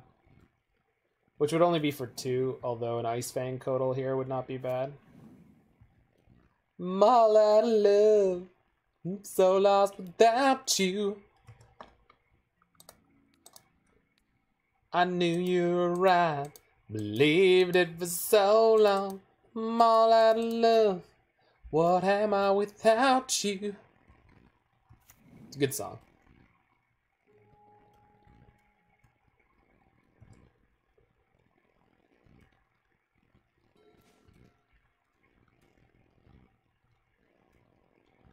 Oh, it's the ultimate song to show in a TV show with someone who's just gone through a breakup. That's how you know they've gone through a breakup, because they're playing them all out of love. That's how you know.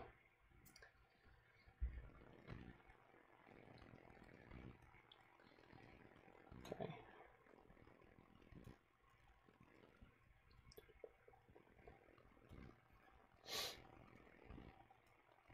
I'm just trying to figure out what's the best way for us to try to set up this Kiki combo. Okay, so I have exactly enough right now to chord for 4. Chord for 4 gets me Resto, blinks my Urian.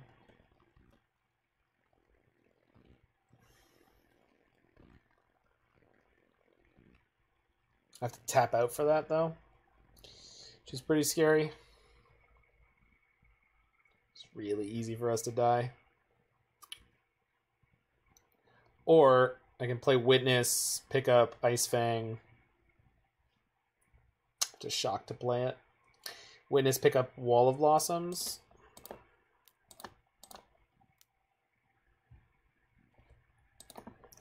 What am I doing? But then, can I actually like do it next turn? I don't know that I can.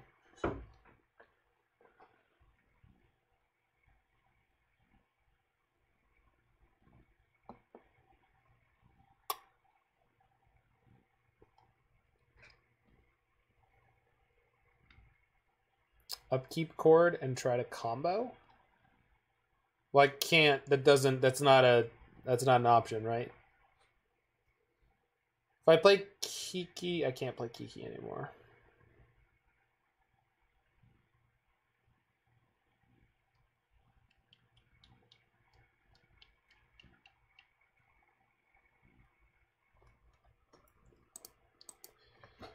It's fine. It's gonna be fine. It's all gonna be fine. Maybe. Probably not. But it could be. Well, if we're gonna do that.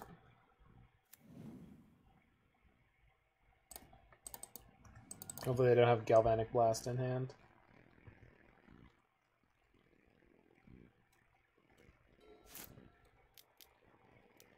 Sure. Sure. Oh yeah, those constructs are big boys.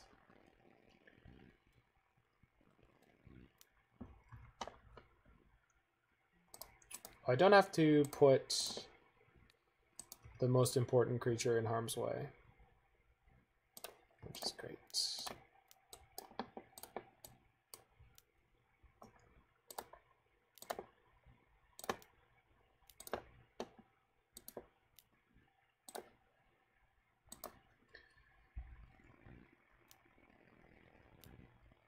Cracks the clue. All right. Alrighty. What'd you get?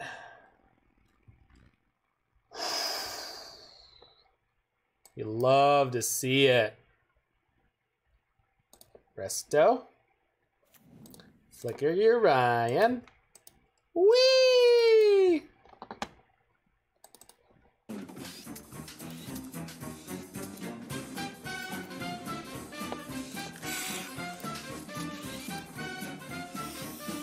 Bitty bitty bueno.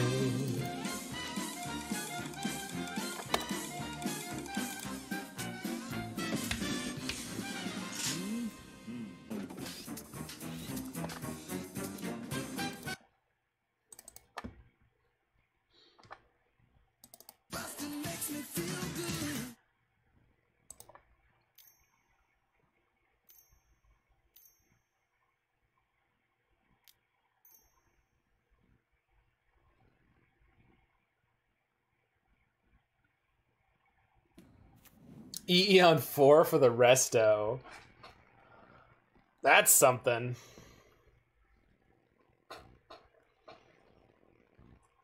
Alright.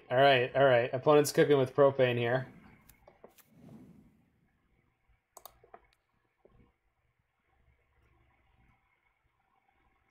I can witness it back, though.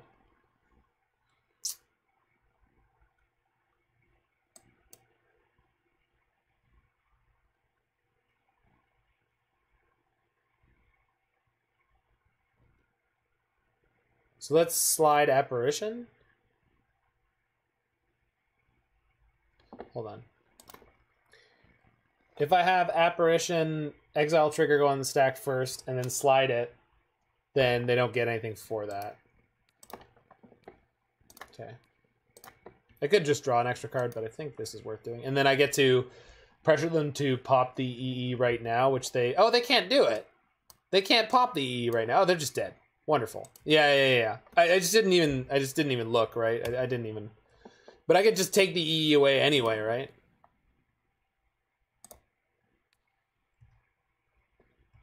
Yoink.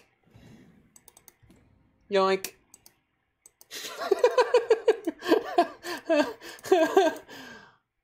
So, opponent, even if I didn't have the combo here, and I'm not saying I don't, but even if I didn't have the combo here, would you feel like an idiot? I think you would. I think you might feel a little bit stupid. Not gonna lie. GG! King Meatball reporting!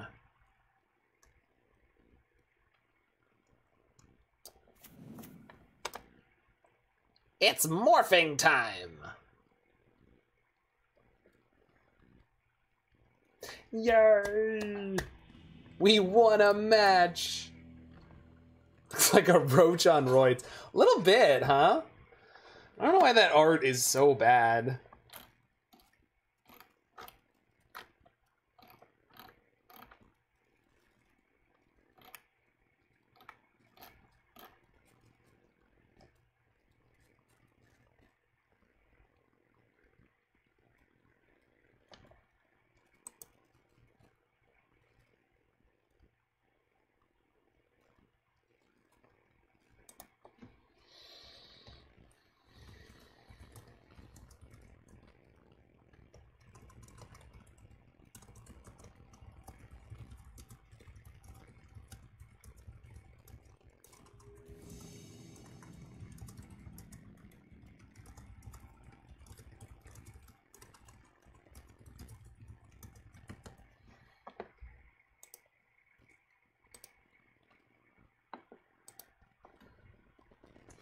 I like Dragon Ball Z Kiki more than Meatwad.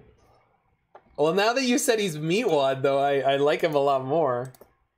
Do you guys know the combo?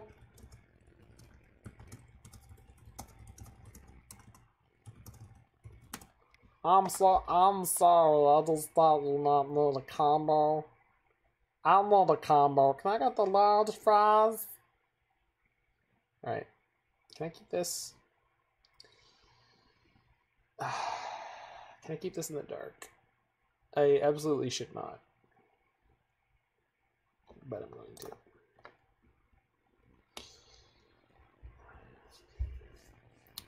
Don't do what Donnie don't does. They could have made this simpler. Why wouldn't you keep? Modern?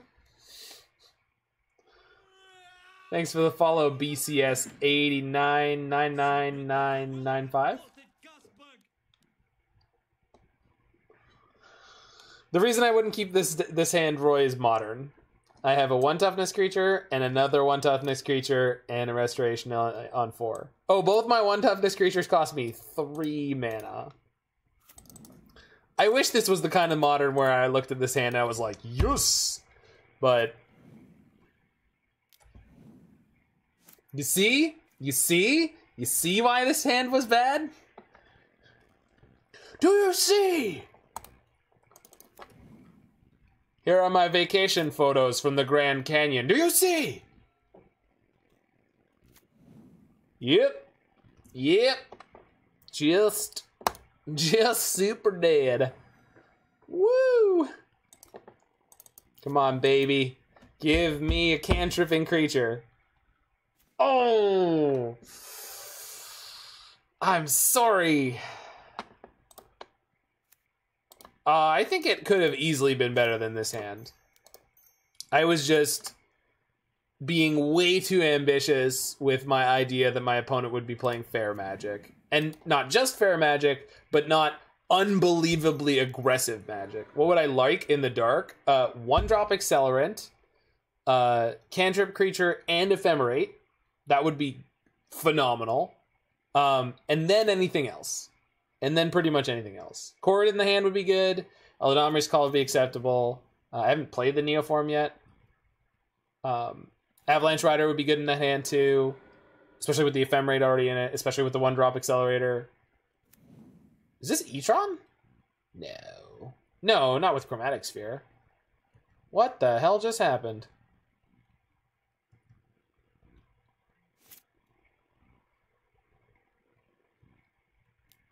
Mm-hmm. Yes, yes, I see.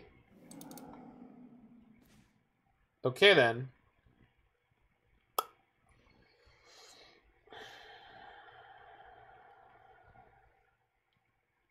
Yeah. And they kept, what, 7? Did they keep a 7? They did not. No, they mulled to 5. Yeah. Okay.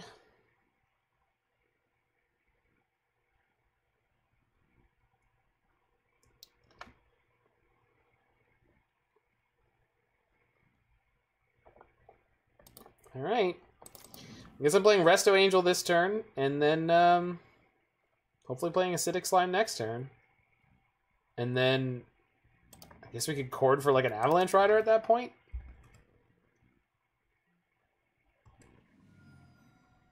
Like, if they had something like a O-Stone, they would have played it, right? Like, I just don't understand. I don't get it. Maybe they have another tower and an Ulamog?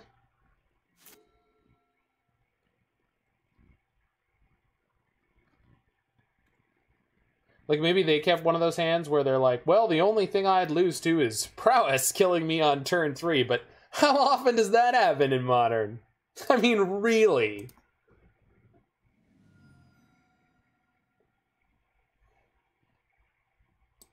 Ow!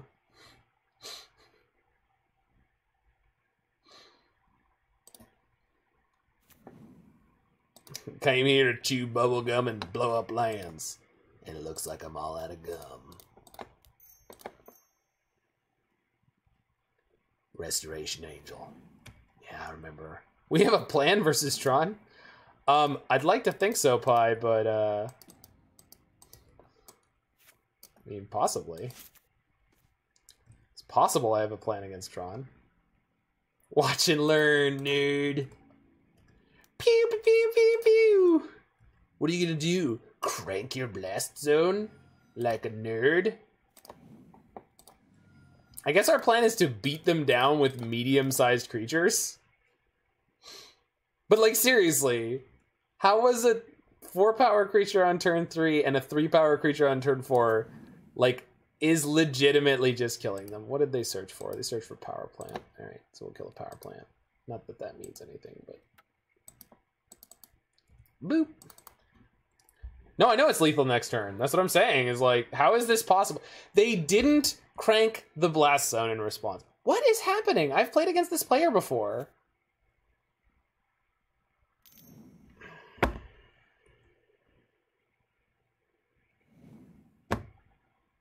Okay, I mean, I don't know what I should have expected. Do you know what I should have expected? More than that?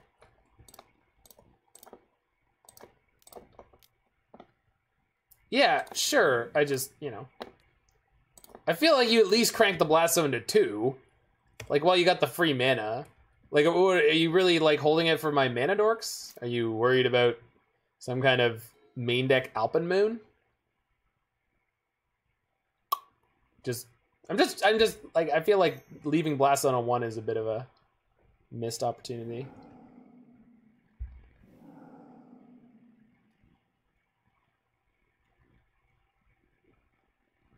I need you to continue to draw nothing.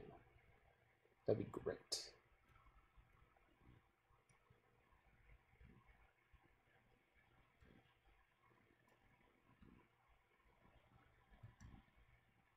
All right. They don't have to fetch aggressively.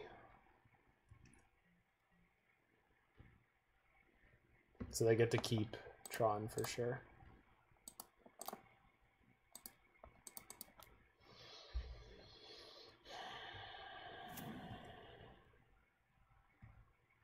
Double Chord's not bad. Witness also not bad.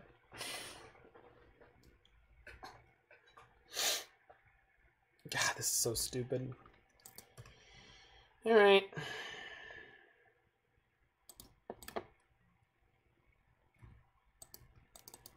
Well, not yet. It's really easy for them to draw like one Karn Liberated or some shit, and then we're just toast, but we'll see.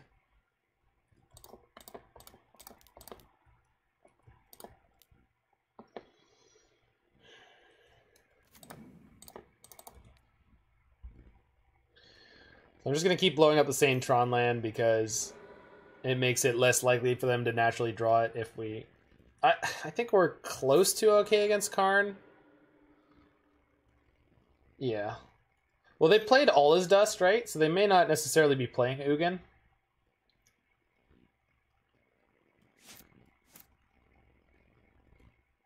Or they might be lower on Ugins. Or maybe they play All Is Dust in addition to Ugin. I have up to 9 mana here. Good lord. Well, Ugin's definitely scary, but then so is just an O-Stone or... Fuck.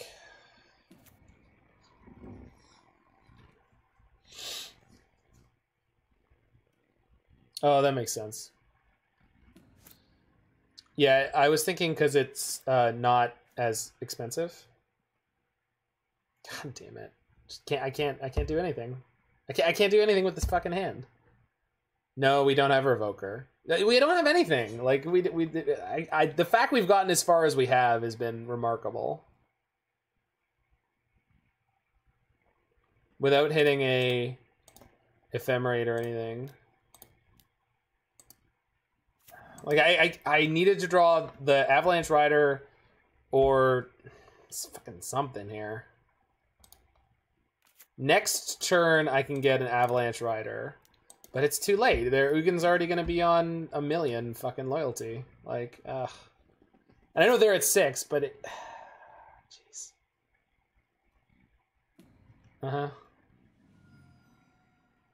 I might be able to set up combo on back-to-back turns. So I can chord for 5. Yeah, I do have Deputy.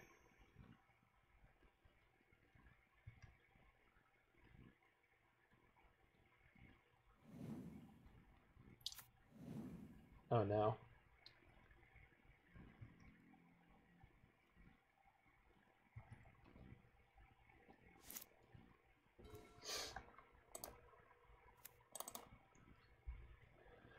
I think setting up to combo is better than Deputy, right?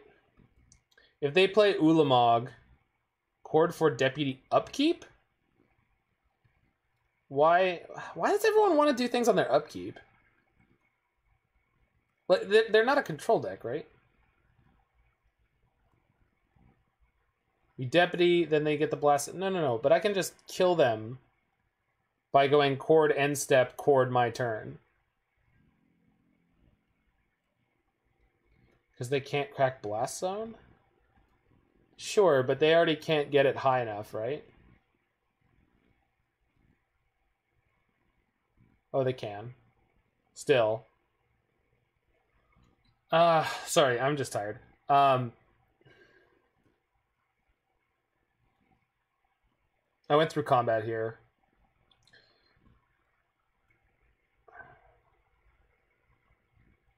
I could have gone Avalanche Rider, hit your Ugin. They kill the Avalanche Rider. Then I could have witnessed. And if I wasn't talking about all this crap, I could have figured that out.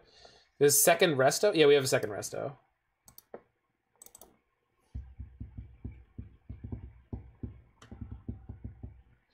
I think the only thing that stops me... Well, no. Walking Ballista or... or Ulamog are both pretty bad. It's fine. It's fine. It's fine. It's fine. We're gonna be fine. We're gonna be fine, and we're gonna die, but it's all good in the head. I should have gotten Avalanche Rider this turn and attacked the Ugin for 2. That's what I should have done.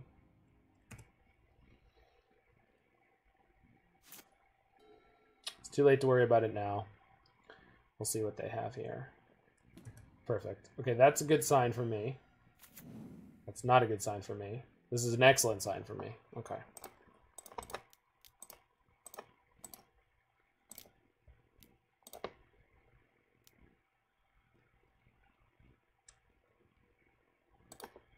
Whatever.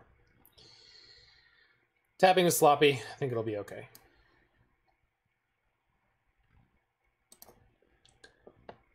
Angel.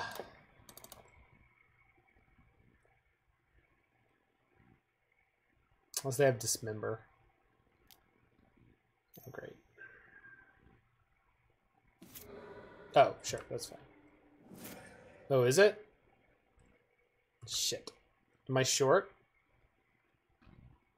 I'm short 1. I need an untapped land.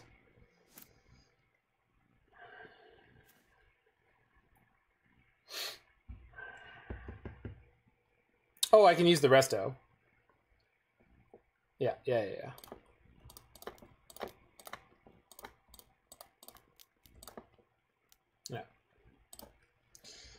Eat. Just give him one of these. We did it! Thanks for the follow. Christian 251084. Dismember? Nope. Oh! Yay! We did it!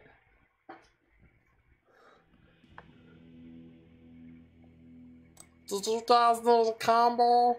Cause I thought maybe it'd be okay if I had a combo. Okay. They actually didn't get to see any Avalanche Riders in that game either, so maybe they think we're lighter on the effects that we have. I apologize. It has been a rough several nights of Magic, and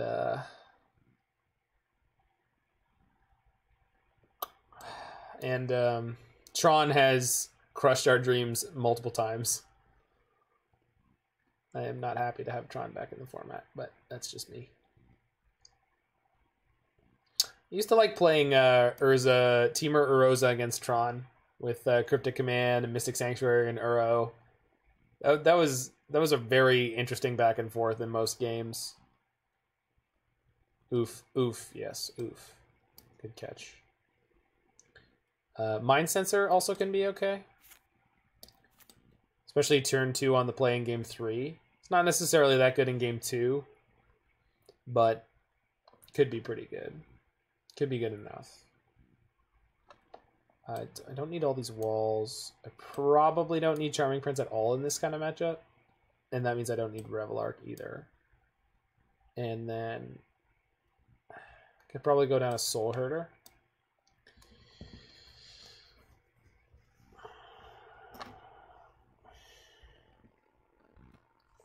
Seems good.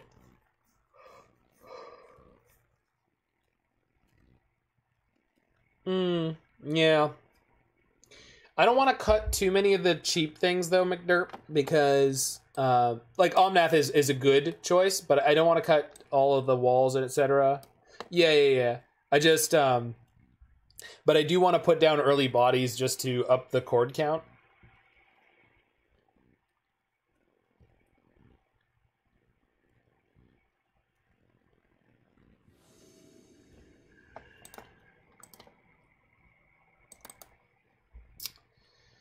Sand has no acceleration, and it has no hate. Ow. No acceleration. Yes, hate.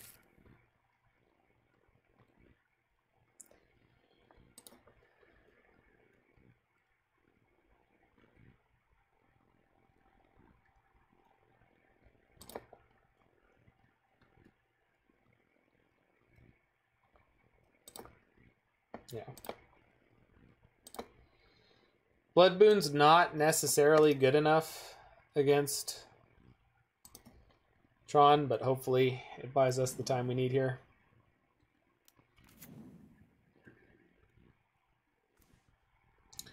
Okie doke.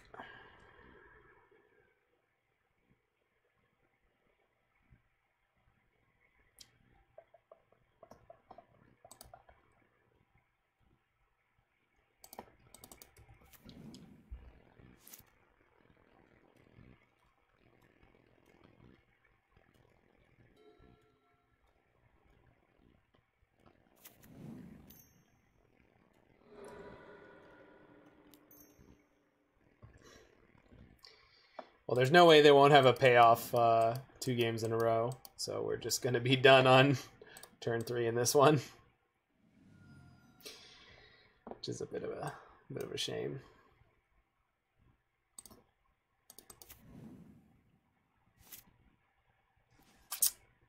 We'll see what they got. We will see what they got.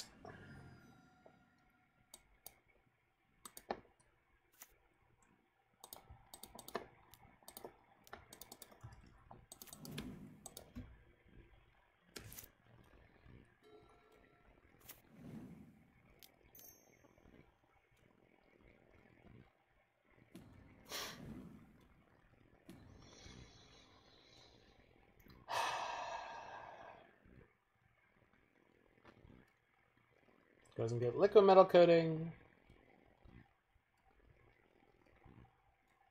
Torpor orb.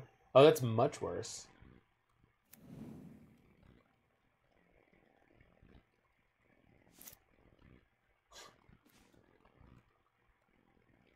All right.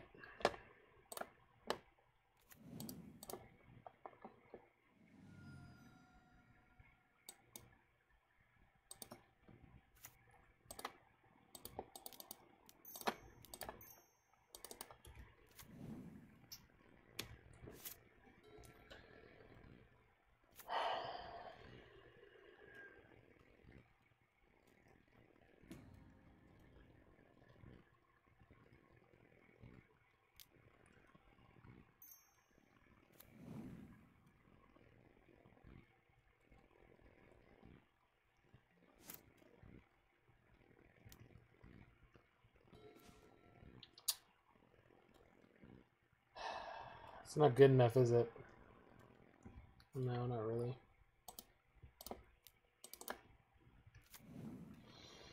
Although they'll strip mine me this turn, and then in theory, if I draw a land next turn, I can get the Avalanche Riders down and attack for 3. So, we'll see.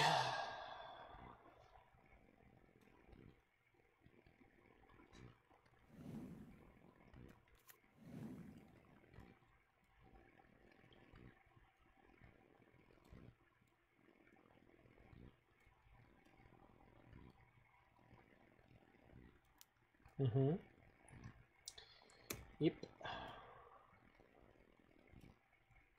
Alright, I need to land off the top. How can we beat Torpor Orb? Kill them?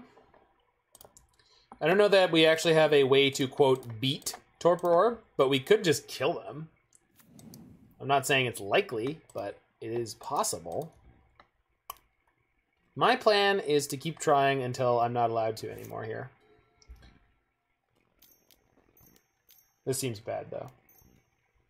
Thragtusk? Wow. That, I did not expect that one. Okay. I can ephemerate my Avalanche Riders, but it doesn't do anything.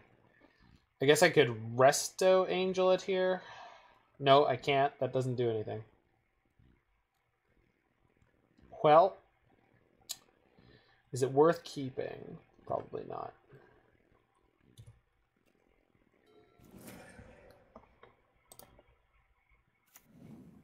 I might be able to race him.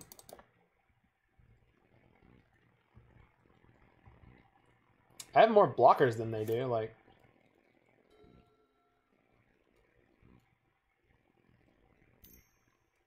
Right. Restoing it allows you to attack them through the tusk. What? I can't resto anything. There's a Torpor Orb. My deck is a limited deck. Well, their deck is kind of a limited deck too. They're trying to play 7 mana things with 7 like lands. They have to get 7 lands into play to play their 7 mana cards. Oh, well, or they could just draw another Karnic Recreator. Oh, don't worry, Roy. It's very jarring to play against. Fuck, Strip Mine. Yeah, I understand.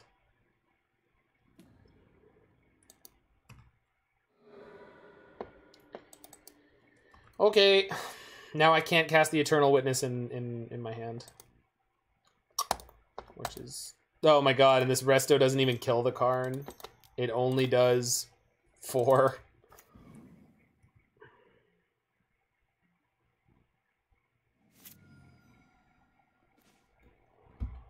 That's not enough. Yeah, they had too good of a draw post Blood Moon here. I feel like their deck is really set up to beat Blood Moons, like in that they're playing Karn and they're playing Thragtusk. It's fine. If we'd been on the play in that game, we would have done markedly better. And that was the game we were meant to lose. So let's see if we can just get it on the third one. The fact that we took game 1 was an absolute steal.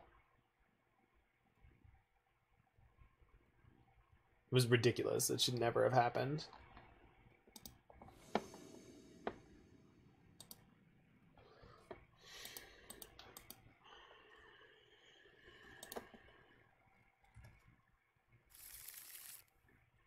Yep, that's the hand. It's the one that I want. The one that I want. Whoop, whoop, whoop, honey.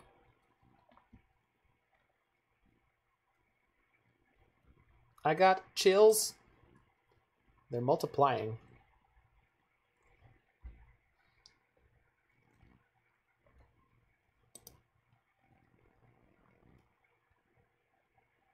Oh my god, Pi, you're right. God damn it. Why am I so bad at these decks? Yep. Awesome. Yeah, I think so, Roy. God damn it. Why am I so... Oh, how did the Niv deck have better mana? I need 1 red and I don't have it. Well, maybe we will. Maybe we'll have a spectacular turn 2, put Urian in our hand, look kind of sheepish. Oh, man. Fucking Tron, man.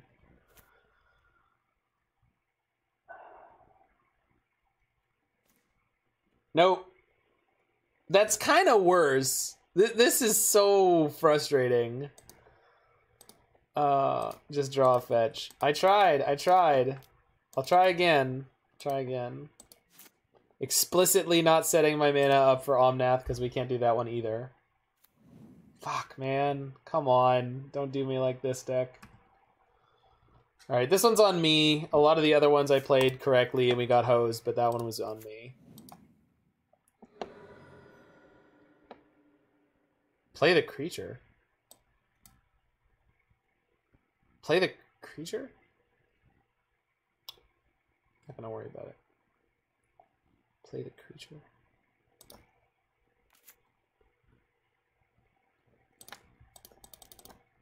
Play the creature. What creature? Oh, sure.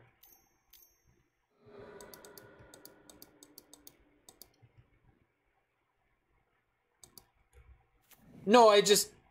Were you telling me to play the Hierarch on turn 1? Might have been about the Ewet. Okay, but we were really angling to draw that Blood Moon that we drew. Oh, no. Okay, whew. Yeah, I mean... That might have been the thing that we would do there, yeah.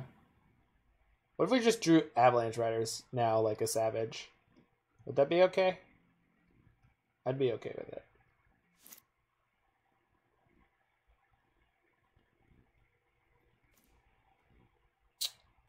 It's not enough. If I play Witness this turn, I have 4, 5, 6, 7 next turn. We can go Avalanche Riders and Ephemerate, I think. 4, 5, 6. No, I can't do both. But hopefully one is enough.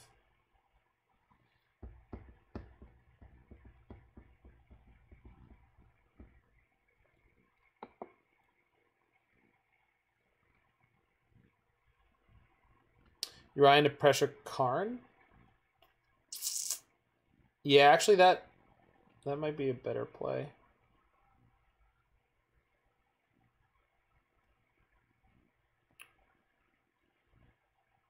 But I can't do it. I don't have double white or double blue. Or white and a blue. So it's just not an option, unfortunately.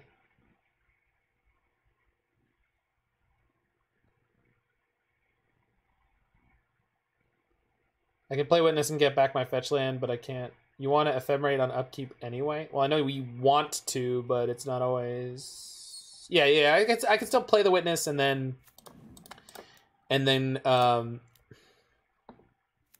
worst mana in Modern. It's not the worst. I mean, I think I've played worse, but... Yeah, we can still chord for...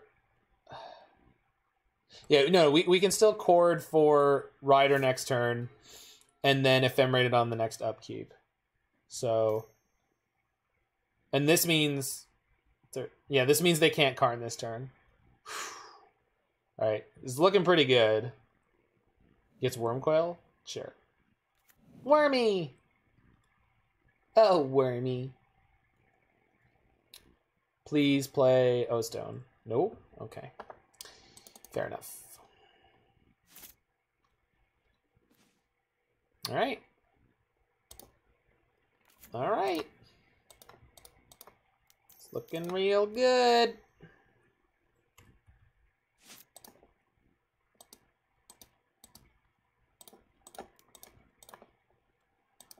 Looking real good. Avalanche Riders! Kill the forest. Pew pew!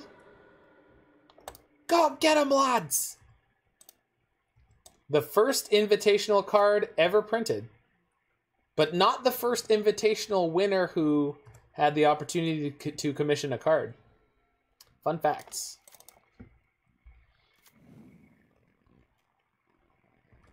Oh, yeah.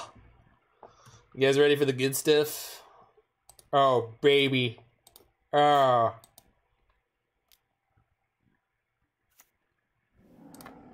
Ooh. Oh, it's so good. No, I won't pay for it. I'm going to make the Tron deck pay for it. Yeah, you're going to pay for it, aren't you, you naughty Tron deck?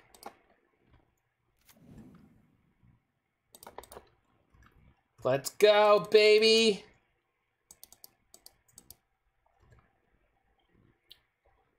Hey, you guys think this is a big oof for the opponent? That's a big oof. It's a big oof. Oh, we winning. Sorry I couldn't win that match for you earlier, buddy. I'm not gonna say I tried my hardest, but I did try. But I just fucked it up, man. Goddamn Teferi.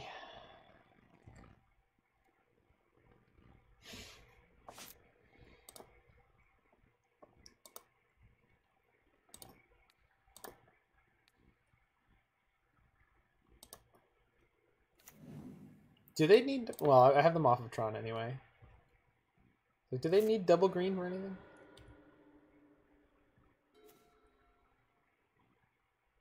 So we put him to... Put him to 6. I can't play the Apparition. I can't play anything here. So Blood Moon working against us a little bit, but it should be okay. Yay! All right. Good balanced night. 3-2 and a 2-3. This deck is sick. It absolutely is. Big props to Aspiring Spike for... Why didn't we F-Witness to get it back and just pay Echo? Because I'm a dingus. Because I did not think of the correct way to maximize that, and I am not a brilliant player of this archetype. But we should have. So yeah, tons of stuff to learn about these decks. So many loops, dude. So much value. Dude, dudette, dude bro, dude bot, dude they. Whatever type of dude you are. These decks are very complicated, but they're sweet. Avalanche Rider definitely seems to be somewhat reasonable right now. So play it. You don't have to. The Batn Ephemerate value piles are also pretty good. I love playing 80 cards, and I love playing as many colors as possible, so I'm a huge fan of this like particular way to set up. May not be the actual best way to play the deck right now, but then again, when have we ever been about playing the best possible, spikiest version of any deck? I love seeing Ice-Fang Coatl here. I don't know if it's actually the best thing to be playing in that slot, although I know not literally everyone is playing Reveillark, so you know, you get to dodge those matchups sometimes. Meanwhile, that's it for me for tonight. I hope everyone has had a good time, and we are going to send everyone over to my bestest, favoritist streamer on the internet, Chase Strifo Hansen on the Strifo channel. So I hope you guys enjoy some cube content. Looks like he's Cuban. He is from California. Well, he lives in California. He's from Washington State, Oregon, somewhere on the West Coast. And he is playing cube, so check it out.